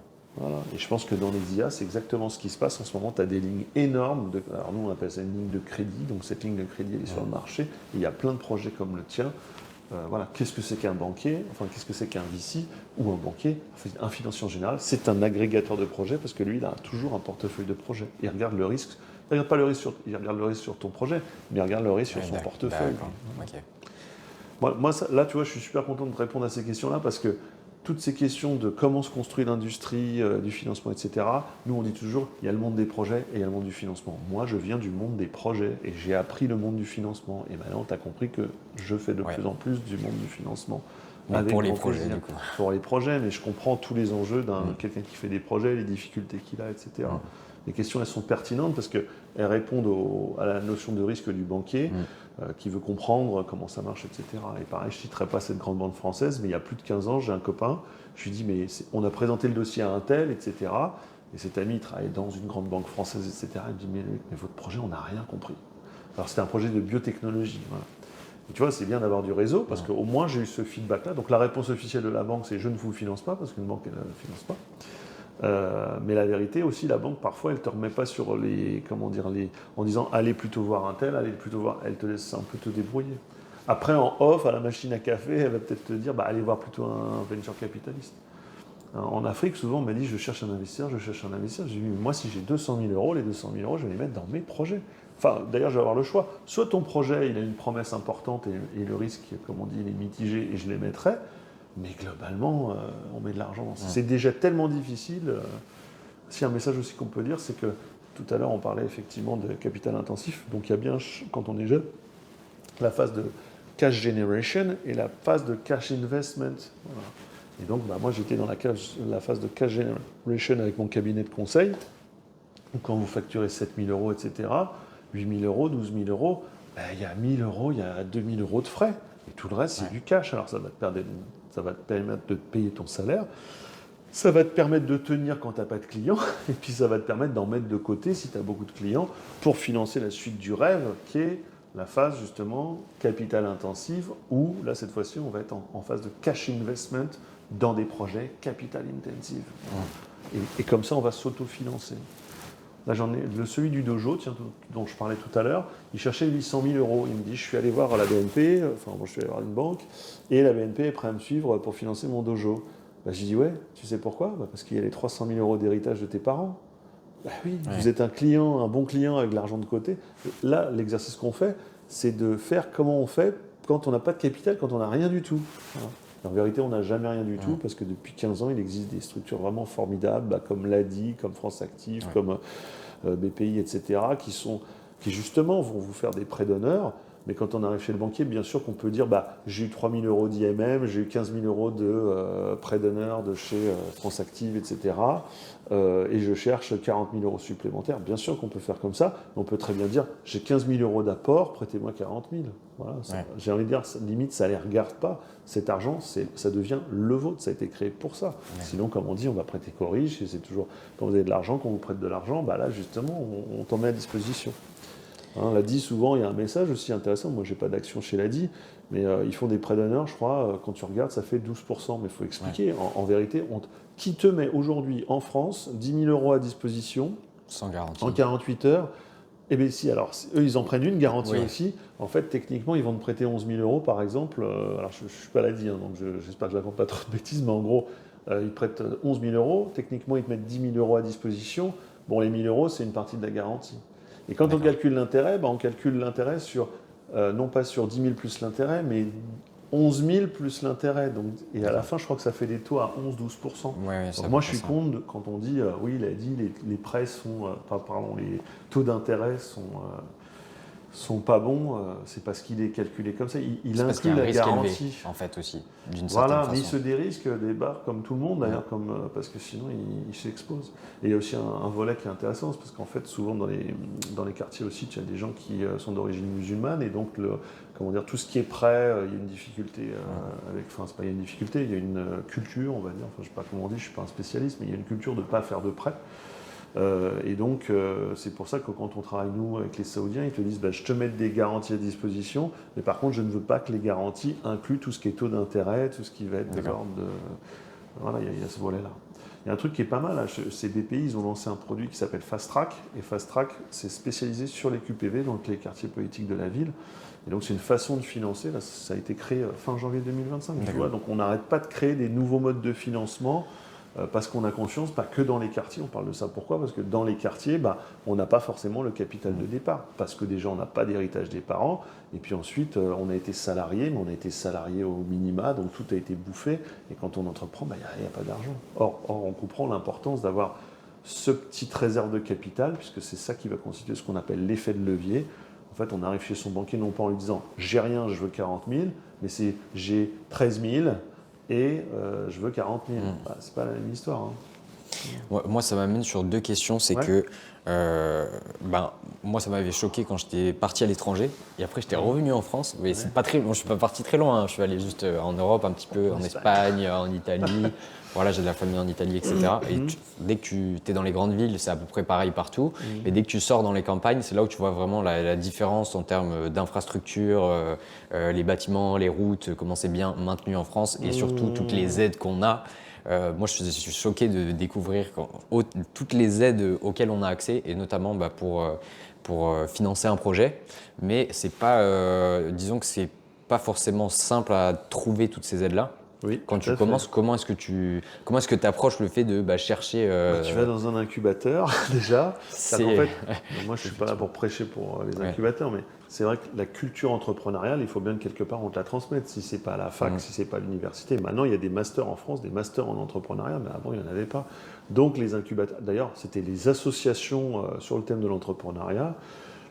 D'ailleurs, j'en salue une qui date des années 70-80, qui s'appelle la mission d'initiative économique locale. Cette fameuse mission d'initiative économique locale, elle avait compris qu'il ne fallait pas juste faire de la compta pour monter une boîte. Parce qu'à l'époque, tu montes une boîte, il faut déjà faire de la compta. Mais non, mais il faut faire du marketing, des stratégies. Mais ça, c'est les années 90, et la mission d'initiative, elle l'a fait.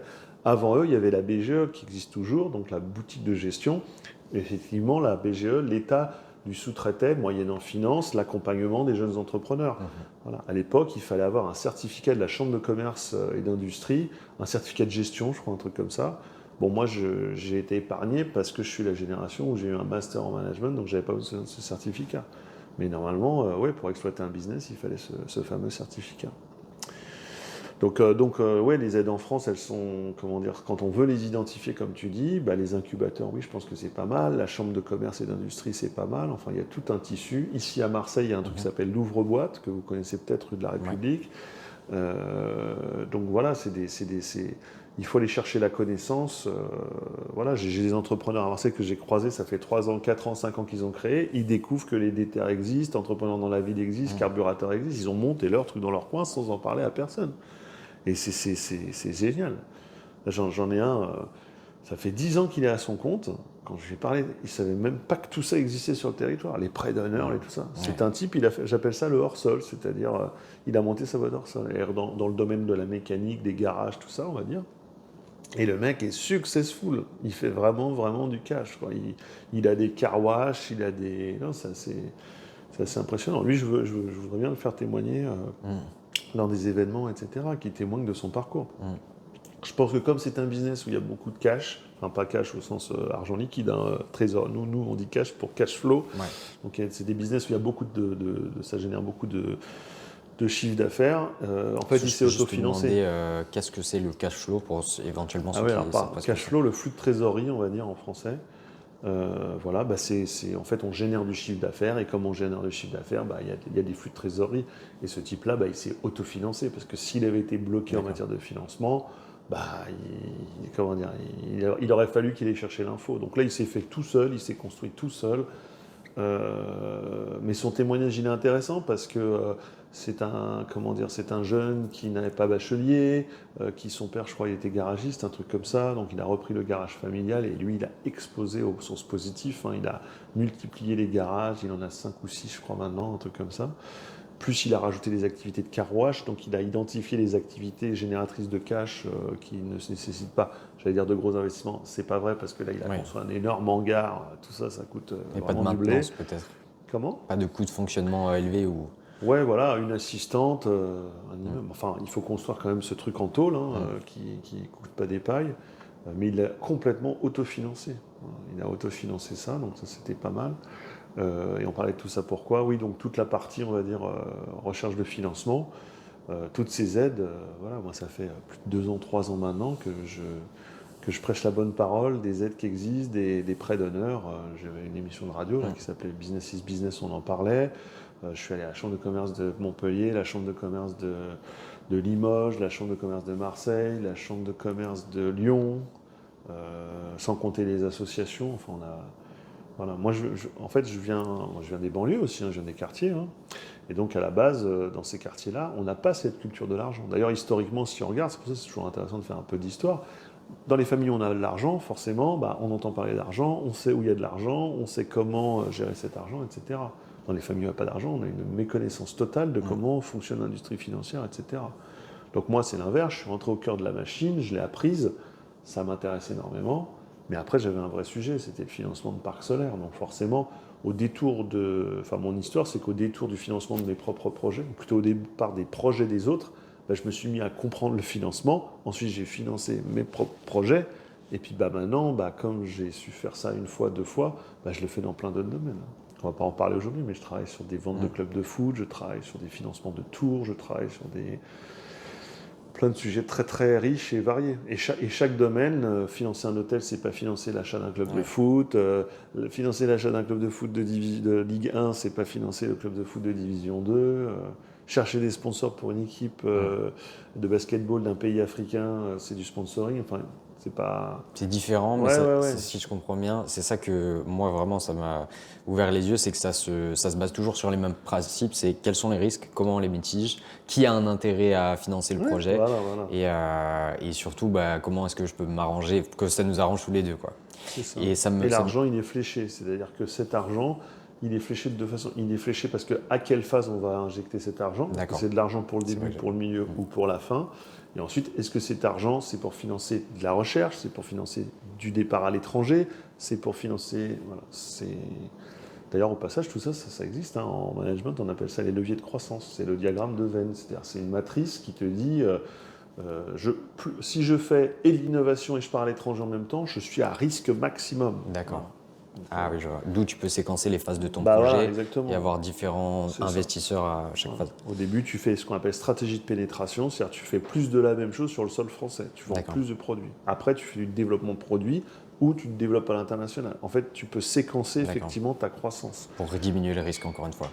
Alors, ça, c'est l'analyse qui va en découler, c'est-à-dire qu'en fonction des stratégies de croissance, en fait, elles vont être plus ou moins risquées. Donc, tu ne vas pas faire des stratégies ultra risquées dès le départ. Sauf que créer une boîte, c'est quoi? C'est être sur un nouveau territoire et être avec des nouveaux projets dès le départ. Donc, on est déjà sur une stratégie de diversification, on appelle ça. Pas différenciation. J'ai une question parce que tu as parlé de cette personne qui s'est autofinancée, qui a monté des projets, etc. Et tu as parlé de financement. Et moi, il y a un domaine que je vois aussi, c'est que quand tu n'as pas de connaissances, mettons, tu viens pas d'un milieu où c'est commun, tu n'as pas d'expérience, etc., il faut se former. Je découvre qu'il y a des financements qui sont disponibles, je fais un financement. Comment est-ce que je m'assure que je transforme ce financement en quelque chose de viable, durable dans le temps et justement où je vais peut-être pouvoir aller faire des effets de levier pour vraiment capitaliser au max sur... Il faut pas rester tout seul, il faut se faire accompagner. Okay. Je ne vais pas te dire que ton banquier c'est ton meilleur ami, mais à la base... Moi, ma banquière, la première fois que je lui ai dit j'arrive pas à payer mon assistante, elle m'a dit mais monsieur Dangerel, je suis moi je suis une marchande d'argent, donc vous avez besoin de combien? Alors elle me dit je lui dis j'ai besoin de payer le salaire de mon assistante. Je te le refais quand même la fait. Elle m'a dit je paye votre assistante, vous je vous paye pas. J'avais 60 000 euros dehors, en fait, cette société, peut-être 30 000 euros dehors, je ne sais plus. Bon. Et donc, elle me dit, vous, en gros, le patron, vous allez vous chercher l'argent des factures qui sont toujours dehors et que vous n'avez pas. J'arrivais pas à faire rentrer, hein, j'avais signé, j'avais exécuté les prestations, etc. Et il me dit, on est le 27 du mois, je ne veux pas la mettre en précarité, et donc je vous fais une ligne, par contre, je vous fais du découvert. Bon, ça, c'est un grand classique, le banquier te finance, ça coûte cher, du découvert. Ouais. Voilà. Mais pour eux, c'est plus facile que de monter un dossier de financement. Quoi. D'accord. Parce que qui dit dossier de financement dans une banque, dit forcément garantie. Garantie, ouais. Voilà. Ça, c'est compliqué. Moi,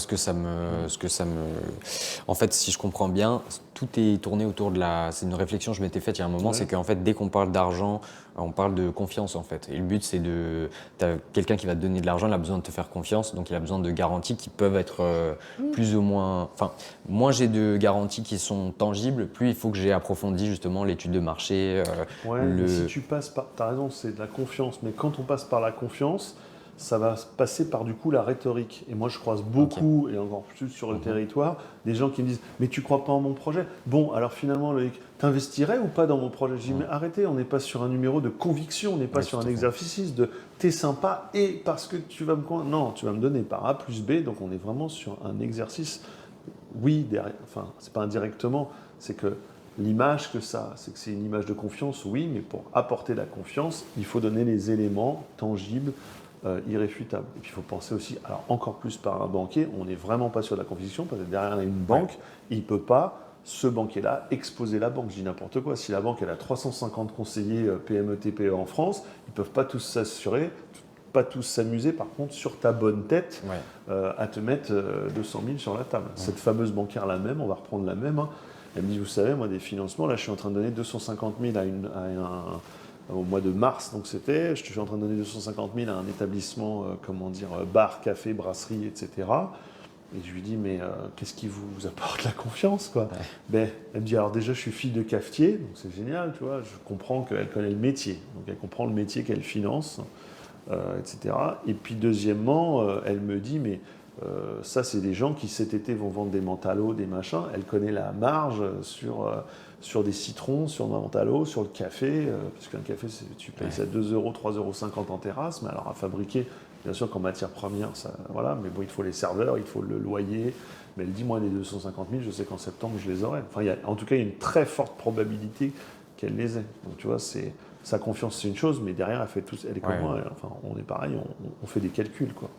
Ouais, et il y a là, moi, ce que je disais, c'est que là, moi, si par exemple, j'ai plein d'argent, mon projet il est un peu bancal, mais j'ai plein d'argent en garantie, c'est pas une difficulté pour un financeur de me donner de l'argent. Mais si j'ai pas ça, il faut justement aller approfondir le plus possible avec des faits, le marché, ce qui est déjà existant, C'est etc. ça, le BP. Et il y a une question enfin, il y a quelque chose qui me vient, c'est que on est dans une ère où il y a énormément de changements qui sont en train de se passer, notamment, encore une fois, tout ce qui est IA, etc. Du coup, il y a plein de domaines qui sont impactés énormément. Est-ce que le domaine, justement, des financements, de financer son entreprise, est-ce que toi, tu vois des évolutions qui sont significatives C'est clair. dans la période? Ouais. Et comment est-ce que tu abordes, enfin, si tu peux un peu parler de ça? Il y avait tout ce côté humain, effectivement, qui était dans la relation de financement. Mais la génération crypto, hein, c'est ça qu'elle ouvre. Elle ouvre la possibilité que tout le monde puisse, financer l'innovation de tout le monde. Donc c'est comme des espèces d'énormes marketplaces où chacun vient trouver son besoin. Là, il n'y a pas longtemps, on va repartir sur un truc qui est un peu entre les deux. Sur Ulule, j'ai un de mes clients, il cherchait 10 000. Bon, la journée 1, il a fait 8 000. Et là, actuellement, j'ai regardé la cagnotte, c'est rigolo ce matin, c'est le hasard. Je crois qu'il a fait 12 000 et quelques, un truc comme ça. Donc il a financé à 120%, on va dire, les 10 000 qu'il cherchait. Bon, bah, c'est génial. Donc ça, déjà, on voit bien que les plateformes, notamment de crowdfunding, elles permettent de faire ce fameux financement d'amorçage. Et eux, ils ont fait des vidéos, ils sont sympas, tous leurs copains sont venus. Il y avait une ex-DRH, je sais qu'elle a mis 1000 balles à elle toute seule dans cette levée de fonds. Non, c'est un vrai enjeu, en fait, dire ces marketplaces. Mais tu as raison, encore une fois, il faut les connaître, ces marketplaces-là. Or, je connais plein de jeunes qui ne connaissent pas du tout les Ulule, etc. J'en ai un autre, il l'a fait à l'ancienne, vous le connaissez, avec ses fours. Hein. Bon, et qu'est-ce qu'il a fait? Il a fait de la prévente, c'est-à-dire qu'il a prévendu ses fours, sauf que il ne les a pas livrés 48 heures plus tard, parce qu'ils n'étaient pas fabriqués. Donc, c'est comme une espèce de précommande, mais là, il est sur des méthodes, je vais dire, à la papa. C'est-à-dire, sur la base, lui, pour le coup de la confiance, les gens se sont dit, la boîte existe, donc je vais leur envoyer des fonds. Un four, c'est quand même 500 €, hein, c'est quand même pas des pailles d'envoyer 500 € en carte bleue dans un truc qu'on ne connaît pas. Voilà. Et le four, il a été livré 3 mois plus tard, il a été livré 4 mois plus tard, le temps qu'il soit fabriqué. Je crois même qu'ils ont eu un truc genre 5-6 mois de retard entre le moment où le mec a payé et le moment où il a été livré. Voilà. Et donc venons à la troisième façon de faire, les IA, l'impact sur le financement. Il y a la notion d'IA, ok, mais il y a aussi la notion de crypto-monnaie. En fait, on est ce qu'on appelle la fluidification du financement. Et ça, vous allez connaître. Moi, sur ma fin de carrière, je vais connaître sûrement toute cette fluidification-là. Moi, je m'intéresse aux cryptos, mais pas au sens d'en acheter, d'en vendre, etc. Mais en fait, c'est les fameux smart contrats. C'est-à-dire que derrière un crypto, il y a un contrat. Mais en vérité, c'est là qu'on prend conscience de notre monnaie. C'est-à-dire que quand je te donnais 100 €, en fait, ce 100 €, c'est un contrat. En fait, c'est un contrat entre la banque centrale et toi qui te donne la confiance que. Et avant, on avait des infrastructures de circulation de la monnaie qui étaient soit du papier, donc c'était lent. Bon, mais même à l'époque des Romains, il y avait des pièces, tout ça, c'était lent. Ensuite, il y a les banques, on a dématérialisé tout ça. Et maintenant, on va même dématérialiser la façon dont on finance. Hein, donc, il y aura toujours moins d'humains. Pas au sens, j'allais dire au sens positif, parce que en fait, du coup, on va avoir des critères, comme on appelle ça, objectifs, tu vois. D'accord. Il faut une subjectivité, je l'ai dit, j'ai parlé de la boussole, tout ça, c'est important. Cette subjectivité-là, elle va toujours exister, en fait. L'industrie traditionnelle, les IA vont pas tout balayer, les avocats, il ne faut pas que toutes les professions aient peur comme ça. Même encore maintenant, il y a des façons à la papa, on appelle ça comme ça nous, de financer les choses, de se rencontrer, on mange au resto, etc. Même moi, tu vois, sur les gros investissements industriels, tout ça, ça marche encore comme ça en fait. C'est pas les IA, les smart contracts qui vont faire bon, ok, vous avez 40 millions, c'est ok. Non. Ça va. Il y a trop d'enjeux, donc il y a de l'humain qui revient. Parce que c'est vrai que les cryptos, on n'en a pas parlé, c'est tellement pas novateur, ça c'est un peu quand même une niche qui n'est pas très connue. Je me trompe, j'aurais pas dû parler des cryptos. Les cryptos, c'est la notion de smart contract. En fait, ce que je veux parler, c'est plutôt de la blockchain. C'est comment la blockchain va contribuer. Toi, tu m'abordes sur comment les IA vont contribuer au financement, enfin, vont accélérer le financement. Oui, je vais expliquer pourquoi, parce que même dans les banques, on le voit déjà. Mais c'est plutôt comment, la blockchain sur lesquelles les cryptos sont adossés Bon, tu vois, moi j'ai 48 ans, et il faut moi je me suis mis dedans. Là je vois des formations, t'as 40 ans, fais cette formation, sinon tu vas être has-been. Mais heureusement, moi j'ai fait cette formation par moi-même les 6, 7, 8 dernières années, parce qu'aujourd'hui je serais complètement out. Et j'ai des collègues à moi qui sont complètement out sur les cryptos, ils en ont jamais acheté, ils savent même pas ce que c'est qu'un ERC20, ils savent même pas. Voilà, mais ouais, il faut rester, comment dire, quand on fait du financement, il faut rester dans l'air du temps, parce qu'il faut déjà comprendre ce qu'on finance. Sinon, c'est compliqué. Mais ouais, donc c'est plus la blockchain. Et sur le volet IA, je vais dire à quoi ça va nous servir. En fait, quand tu fais du financement, aujourd'hui, tu as des lois qui sont et européennes et américaines, etc., sur le sujet, ce qu'on appelle l'antiterrorisme, en fait, et donc financement du terrorisme. Et donc, au moment où tu fais ce qu'on appelle le check de ton client, de celui finalement dans lequel tu investis, tu vas faire ce qu'on appelle une analyse du Customer Information. En fait, la Customer Information Sheet va permettre de faire ce qu'on appelle de la conformité, voilà, ce qu'on appelle l'homologation en français. On dit conformité, mais c'est compliance en anglais. Et dans ce cadre de la compliance, c'est là où les IA peuvent nous aider à accélérer, on va dire, la compliance. D'accord. Mais dès l'instant où tu vas avoir des IA qui accélèrent la compliance, ça veut dire qu'il y a aussi beaucoup de data sur les humains et sur les gens. Donc, il est là, c'est le problème. Compliance et privacy. Bon, on a besoin de compliance pour plus de sécurité, mais on a besoin de privacy pour plus de liberté. Donc c'est ça la balance qui est en train de se faire entre les deux. Donc le bénéfice qui est d'accélérer le financement rapide, on va dire, des choses nécessite le disclosing permanent d'informations te concernant. D'accord. La question, là c'est là où on va arriver dans une question idéologique, pour ou contre. Et nous, en Europe, on n'est pas là pour faire de l'idéologie. Mais enfin, sache qu'il y a déjà énormément de bases de données dans les banques, etc., concernant les gens, les choses. Ça, c'est sûr. Etc. Quoi. Même nous, au niveau des prêts d'honneur, en fait, donc c'est quelque chose qu'on a l'impression que ça se dégaine assez rapidement, mais en vérité, dans un prêt d'honneur, tu as une équipe, et l'équipe de prêt d'honneur, elle se renseigne auprès des incubateurs pour savoir si le projet, il est, il est viable, si c'est un vrai projet. Voilà, donc c'est une façon de remettre de l'humain dans les incubateurs, parce que c'est quand même de l'argent qui t'est octroyé, même si tu es au chômage, même si... Voilà. Et il n'y a pas un check criminalité, c'est pas nous qui le checkons, mais la personne, effectivement, avant de se faire financer, il ne faut pas qu'elle ait de criminalité, quoi. Donc il y a quand même ce volet-là. Ok. Moi, je pense que je vais juste faire un petit check temps, parce que 11h30, on clôture ou... C'est comme vous voulez. Je sais pas, est-ce que tu as des encore... moi, j'arrive à peu près, je pense qu'on a couvert. Un peu plus concret, c'est-à-dire même si vous voulez faire des schémas, je peux vous passer la tablette, vous lui montrer, après je la remontrerai au montage. Comment vraiment financer par exemple une entreprise, quelle que soit sa taille, quel que soit le projet? Justement, c'est pas quelque chose de sa taille, on peut vraiment pas faire ça. Ouais. Par contre, tu as raison, ce qu'on peut faire, c'est parler de l'effet de levier. Voilà, faut prendre des cases. Ouais, on peut faire ça. Alors peut-être que ça peut être intéressant si tu as un projet en tête justement où tu as une personne qui a commencé à faire financer son projet et puis qui s'est servi du premier financement peut-être ou d'autres choses pour faire un effet de levier pour développer son projet. Là j'ai le cas, tu vois, je mange ce midi, c'est un restaurant, il est sur Marseille.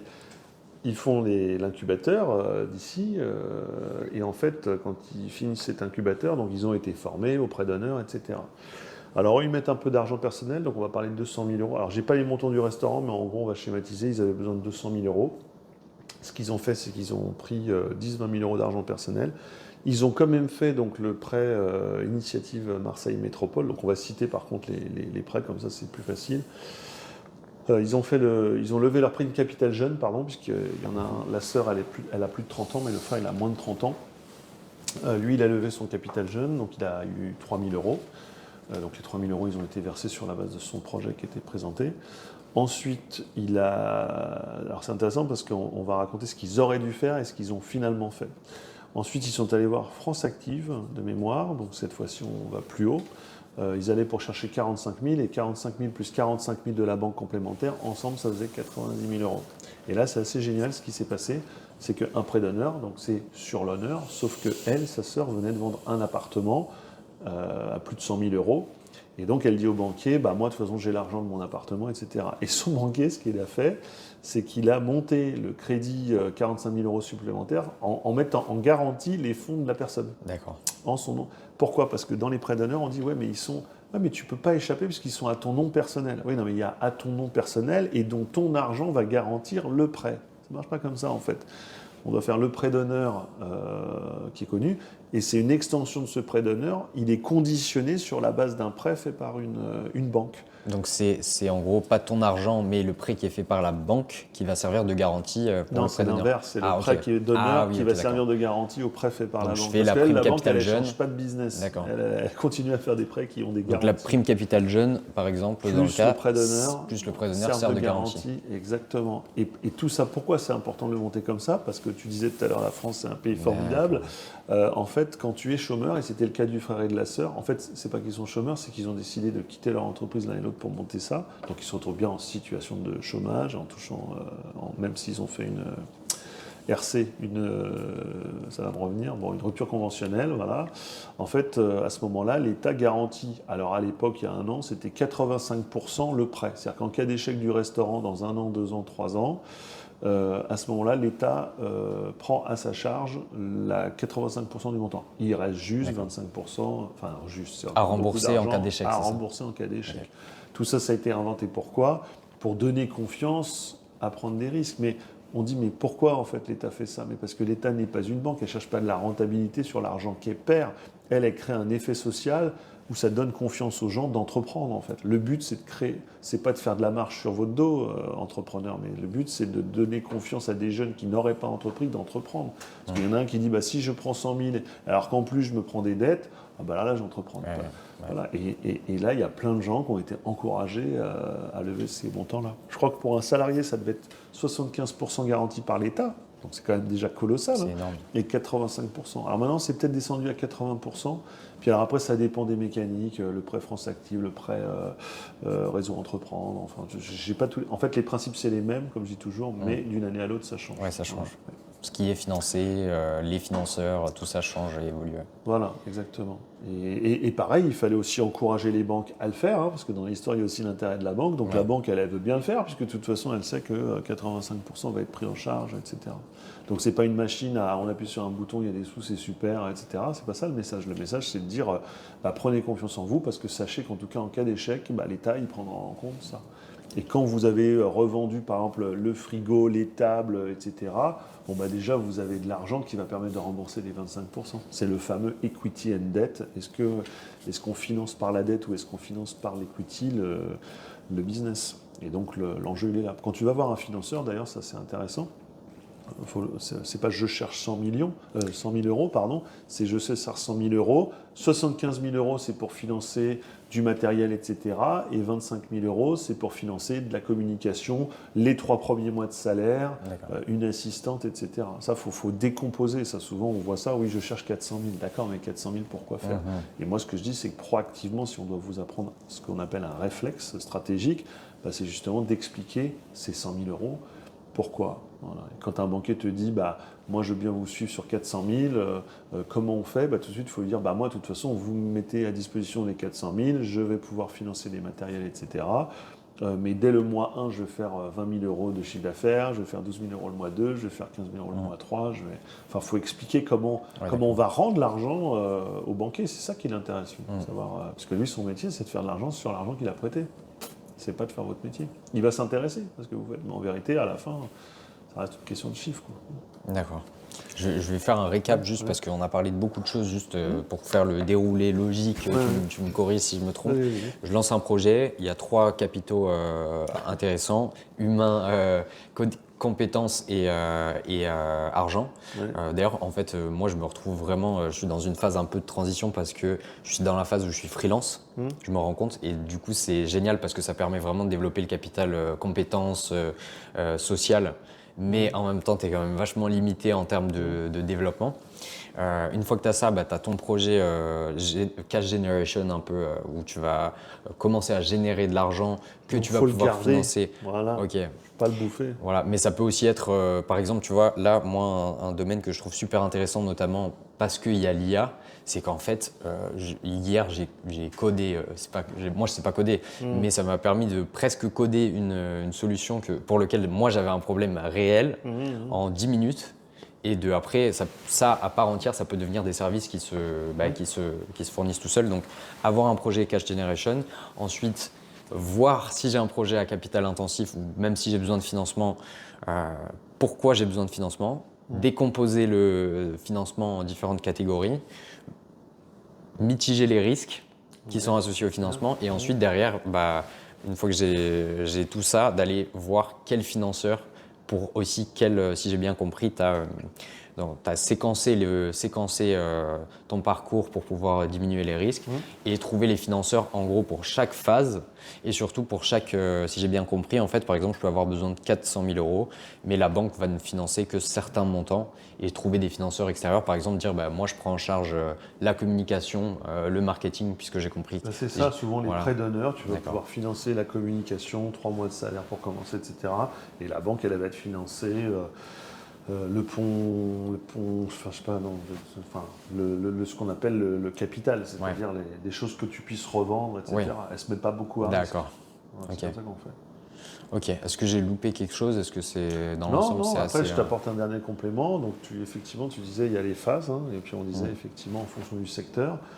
Là, par exemple, j'ai vu pas mal de jeunes, il y en avait un qui voulait faire un drone aquatique, mais ce drone aquatique, il nettoie. Donc lui, il sait qu'il est dans la clean tech, on appelle ça. Bon, et dans la clean tech, il y a des financeurs français, mais dans la clean tech, il y a des financeurs allemands, des financeurs finlandais, des financeurs américains. Votre clean tech, après, c'est ça qu'on appelle le fameux roadshow. Donc il faut préparer le fameux pitch deck. On fait donc 12 slides pour présenter le truc, et derrière, on a le BP qui fait peut-être 80 pages. Ça dépend plus ou moins de combien on va chercher d'argent. Là, tiens, le type qui va chercher 400 millions pour Dubaï, il m'a fait 85 slides. Donc, en gros, c'est un BP extrêmement documenté. En plus, les slides sont bien chargés. On ne va pas chercher 400 millions avec 10 pages. On va chercher 400 millions avec 85 pages. Il m'a dit, j'en ai encore. J'en avais 120 et je t'en ai donné 80. J'ai dit, alors déjà, 80, c'est beaucoup pour un premier pitch deck. Mais bon, je pense qu'il a voulu créer de la confiance et me donner un maximum dès le départ pour ne pas perdre de temps. Mais Clean Tech, j'ai des jeunes là justement qui font des bars, vous les connaissez sur Marseille, des bars de céréales, etc. Donc là, on est dans la food tech, voilà, exactement. On a découvert au détour de nos pérégrinations qu'il existait à Toulouse un truc qui s'appelle l'école de Pourpan, qui est une école de jardinage qui suit une philosophie pour faire pousser comment on appelle ça, pour faire de l'agriculture, etc. Et tu as un type qui a créé un fonds d'investissement spécialisé sur les food tech, selon la philosophie de Purpan, donc cette école d'horticulture de Toulouse. Et voilà, en fait, comme il y a des niches métiers, il y a des niches de financeurs. Tiens, moi, l'Afrique, par exemple, je finance des parcs solaires. J'y vais avec un financeur luxembourgeois et un financeur suisse. J'ai mis du temps à trouver ces gens-là. Et c'est des gens qui travaillent dans l'hydroélectricité, qui ont fait beaucoup de cas. C'est comme tout à l'heure on parlait avec Cash Generation. C'est une compagnie hydroélectrique européenne, on va le dire. Voilà. Et cette compagnie hydroélectrique, elle a ce qu'on appelle un compartiment où une partie de son cash, elle l'investit dans des projets en Afrique. Voilà, parce qu'elle y voit un intérêt. Elle se dit, voilà, c'est une façon pour moi, Suisse ou luxembourgeois, de créer des relations. Parce que la France, elle connaît bien l'Afrique, mais la Suisse et peut-être la Luxembourg ne le connaît moins bien. Donc ils sont prêts à financer ça. Non, et puis par exemple, sur un pays comme là récemment, j'étais sur un pays comme le Tchad, la personne elle m'expliquait que son hangar à Sésame, elle l'avait financé grâce au fonds d'investissement d'Alibi. N'existant plus ce fonds d'investissement, elle n'a plus son financeur.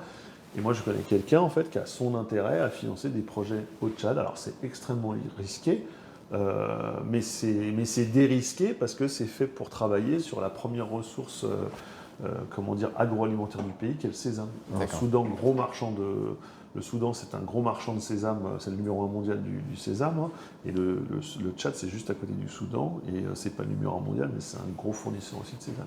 Et vous savez que le client du sésame, c'est les Indiens, c'est les Chinois, puisqu'ils consomment énormément de sésame par rapport à nous. Donc c'est pas très risqué. Si je comprends bien, et là on rentre dans un domaine qui est encore différent, c'est que tu as des intérêts géopolitiques aussi dans certains domaines qui en gros vont venir influencer les risques, ou tu as un risque, t'as un intérêt qui est tellement énorme aussi, peut-être que tu peux avoir plus de risques dans ta demande aussi. C'est ça, mais ils ne donnent pas de l'argent encore une fois, ils investissent de l'argent, ils attendent eux aussi un retour. Et c'est vrai que là, on parle de comment, là, on ne va pas ouvrir ce chapitre-là, mais c'est comment investir en Afrique. Bien sûr, c'est encore toute une autre histoire. Là, on parlait surtout de comment on finance de la création d'entreprises et éventuellement du développement d'entreprises. Et si on reste sur ce sujet-là, bah oui, c'est intéressant de savoir si je suis une food tech, une clean tech, une énergie tech, voilà, connaître le domaine, une insutech aussi dans le domaine des assurances, une health tech, voilà, une biotech dans le domaine des biotechnologies. Voilà. Parce qu'il existe, alors pourquoi on fait cette analyse-là? Parce qu'il existe plein de... Après, si vous voulez, ou quand vous allez regarder l'émission, vous allez sur Google, vous tapez VC Map, et alors là, vous allez découvrir VC pour Venture Capital. Voilà. Venture en anglais, c'est la prise de risque. En fait, c'est ce qu'en français on appelle ça le capital risque. Voilà. Alors en plus, voilà, il y a plein d'anglicismes, donc c'est important pour ceux qui nous suivent de connaître le mot en français et en anglais. Financement participatif, c'est le crowdfunding. Crowd pour la foule participe au financement. Enfin voilà. Mais ouais, c'est des métiers où il faut quand même un peu connaître le jargon. Et puis très vite, le banquier, il comprend tout de suite si tu as déjà fait ça ou pas fait ça. C'est pour ça que notre job dans les incubateurs, c'est de vous donner ce vocabulaire pour pas dire je cherche de l'argent pour pour investir et pour machin. Alors nous on voit tout de suite. Alors parfois on a un côté pédagogique, le financeur, ça dépend où, dans tout ce qui est dans tout ce qui est incubateur, pré donneur, on fait grandir, on va dire. C'est ce qu'on appelle l'évaluation, c'est pas sanction, c'est l'évaluation apprenante. On vous apprend des trucs au détour où vous venez voir le jury. Alors que chez un banquier privé, lui, il va être évaluation sanction. Hein. Vous venez, vous présentez un dossier, c'est froid. Hein. Il y a des machines derrière qui analysent. Est-ce que la banque peut s'exposer à ce risque-là ou pas? C'est pour ça que je disais tout à l'heure, quand on va voir une banque, il faut vraiment connaître ses critères derrière, comment ça fonctionne. Sinon, on présente des dossiers, on nous dit non, non, non, non, et on ne sait pas pourquoi. Il y a aussi le dernier conseil, c'est l'année. C'est-à-dire qu'en fin d'année, il y a ce qu'on appelle les queues de budget. Un banquier, par exemple, il a prévu de mettre 100 millions d'euros sur 40 projets. Et puis, il en a 2 pour des raisons, justement, que finalement, après vérification, il a 38 projets, il lui reste 2 cases, il a deux projets manquants. Et il va vous financer. Ou il va donner plus d'argent à toutes ces lignes qu'il avait. Pour écouler tous les fonds. C'est pour ça qu'il faut vraiment aller du côté du financier pour comprendre son métier à lui. Et un peu comme un client, on est en empathie avec le client, faut être en empathie avec son financeur, parce que plus on va être en empathie, plus on va comprendre ses critères et on va mieux shaper, on va mieux configurer le projet pour que, voilà. Parfois, si tu sors une rentabilité, je dis n'importe quoi, la rentabilité est de 6%, mais lui, il dit, moi j'investis dans des business, mais il ne le déclarera jamais. Ou c'est 7% de rendement, par exemple. S'il n'y a pas les 7%, ça ne m'intéresse pas. Enfin, il ne le déclarera jamais, sur ses sites internet. Lui, il dit, je te fais des lignes. Mais c'est un critère de choix. Mais c'est un des critères, bien sûr. Et ça, c'est pour ça que dans la conversation autour de la table, et donc, du coup, on va construire un modèle où, au lieu d'avoir 5 salariés, on va en avoir que 4, ce qui fait que ça va augmenter la rentabilité. Et puis, en vérité, 5, c'était trop, c'était pas une bonne idée. 4, ça suffit largement. D'accord. Donc, en fait, une fois que tu as tout le modèle, que tu comprends, tu as les financeurs et que tu comprends leurs intérêts, leurs critères, tu adaptes ton modèle économique. En fait, tu vas adapter aussi ton modèle économique pour que tout soit viable. Et moi, s'il y a un truc qui revient aussi depuis le début de la conversation, c'est qu'en fait, il faut aller le plus possible dans les détails de la connaissance de ton marché et tout ce qu'il y a autour de ton marché en périphérie et même un peu au-delà, les marchés annexes aussi, quoi. Et plus tu as de compréhension, plus c'est simple aussi de créer de la confiance avec le financeur. Voilà. Puis le financeur, il se dit, voilà, il connaît son sujet, et donc il connaît son sujet, quoi. Ouais. C'est essentiel, quoi. Mais merci beaucoup, parce que c'était vraiment super intéressant. Je ne sais pas s'il y a un point j'espère que tu veux mettre. Je pense que vous avez, en plus, au détour de ça, vous avez compris un peu le mindset dans lequel je suis. Il y a une façon de parler de financement, voilà. Et on a parlé de montants quand même astronomiques, mais il ne faut pas y mettre trop d'émotions, hein. Ça reste... Et je ne suis pas un animal particulièrement froid non plus, donc... mais voilà, partez du principe que de toute façon, ces financements-là, n'étant pas ton argent, tu œuvres au service de cette boîte-là. Voilà, c'est l'argent de cette boîte-là. Puis surtout, moi, ce qui me revient, c'est que en fait, faut garder l'intuition et son rêve, si on peut dire, etc. Mais il faut surtout garder une approche scientifique, en fait, parce que c'est ça qui fait que le projet va se concrétiser. Créatif aussi, on n'en a pas assez parlé, mais la créativité, c'est-à-dire que parfois, donc, tu vas mettre ou pas de l'argent dans un business, mais en fait, c'est la façon dont tu vas monter le business qui va faire qu'il va être financé ou pas financé. Donc là, je ne peux pas te donner des tonnes de détails, mais... c'est un peu ce que tu disais avec, dans le modèle économique, au lieu d'avoir 5 personnes, mettre une quatrième, enlever une personne et rediriger un peu les fonds, c'est un peu comme ça, quoi, si je comprends bien. Là, par exemple, je te donne un exemple. Notre histoire de tour à Dubaï, à Dubaï, il y avait une loi qui disait si jamais tu mets 20% du capital du sol à ce moment-là, tu peux commencer à vendre les appartements. Bon, ça a changé. Maintenant, il faut avoir 20% du capital du sol. Par exemple, le terrain sur lequel tu vas construire ta tour, si tu n'as mis que le 20% de l'argent, alors tu peux commencer la commercialisation. Donc tu comprends, c'est vachement intéressant parce que tu fais l'appel à la capital public, alors que le truc, tu n'en as que 20% du sol. Bon, ça a changé ça à Dubaï, maintenant il faut avoir 100% du sol. Voilà, donc on finance le truc autrement. Il me dit, écoute, moi c'est bon, j'ai trouvé 80% de l'investissement. Par contre, ils veulent que ce soit moi qui mets l'argent au pot en premier. Donc en fait, moi, je dois trouver la personne qui va être le premier à mettre son argent et derrière, il va trouver tout le reste. Voilà. Bon, donc en fait, les choses se montent différemment, quoi. Voilà. D'accord. C'est juste la résolution de problème. Enfin, tu as un problème à résoudre et voilà, faut trouver une façon de monter la plus avantageuse pour le faire. C'est là où je te racontais le critère, on n'en a pas parlé depuis le début, mais c'est important, c'est la créativité, quoi. C'est la façon. Donc, il faut avoir vu un maximum d'investissement pour après pouvoir suggérer comment tu vas monter le business, quoi. J'ai une question quand même. Vas-y. Je ferai le montage dans l'autre sens.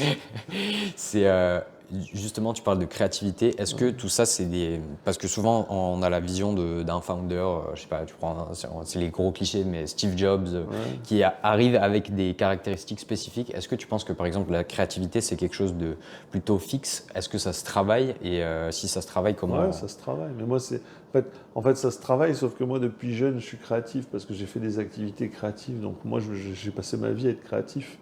En fait, j'ai été créatif en chimie, j'ai été créatif en finance, j'ai été créatif en entrepreneuriat. Donc, voilà. Mais tu as raison, il y a des gens qui ne sont pas créatifs. Et donc, oui, la créativité, ça se développe. Ouais, c'est comme tout. Moi, je ne joue pas au foot, mais je suis sûr que si tu me fais faire quelques stages de foot, je vais savoir jouer au foot. Alors, pas aussi bien qu'un Cristiano Ronaldo, mais voilà, ça se développe. Ouais. Et si jamais c'est pas du tout dans ta personnalité, c'est là où tu cherches justement, comme tu disais, un co-founder ou un partenaire. Voilà, la complémentarité, exactement. Il y en a, c'est pas dans leur ADN.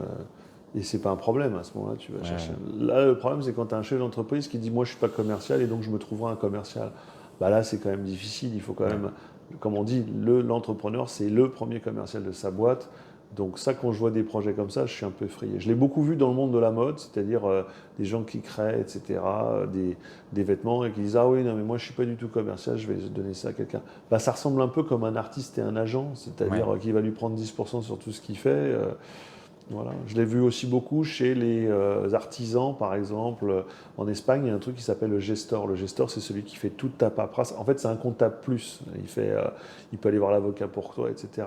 Mais du coup, ça fait que l'artisan carreleur, vitrier ou que sais-je, voilà, lui est complètement sur le métier et il dépend complètement de... Moi, quand quelqu'un, je lui dis, tiens, tu pourrais t'acheter cette machine et qu'il me dit, attends, je vais demander à mon comptable. Je lui dis non, tu maîtrises tes chiffres, le comptable il compte pour le coup, et toi tu dois prendre tes décisions de chef d'entreprise, c'est pas le comptable qui te dit si tu peux ou tu peux pas. Le comptable il va te mettre les chiffres à disposition, et toi tu vas dire ok. Et moi ça, les gens, si j'avais à investir dans des gens, je investis toujours comme ça. Quelqu'un qui maîtrise ses chiffres. Là, tout à l'heure, on parlait du type avec les garages, il sait tout.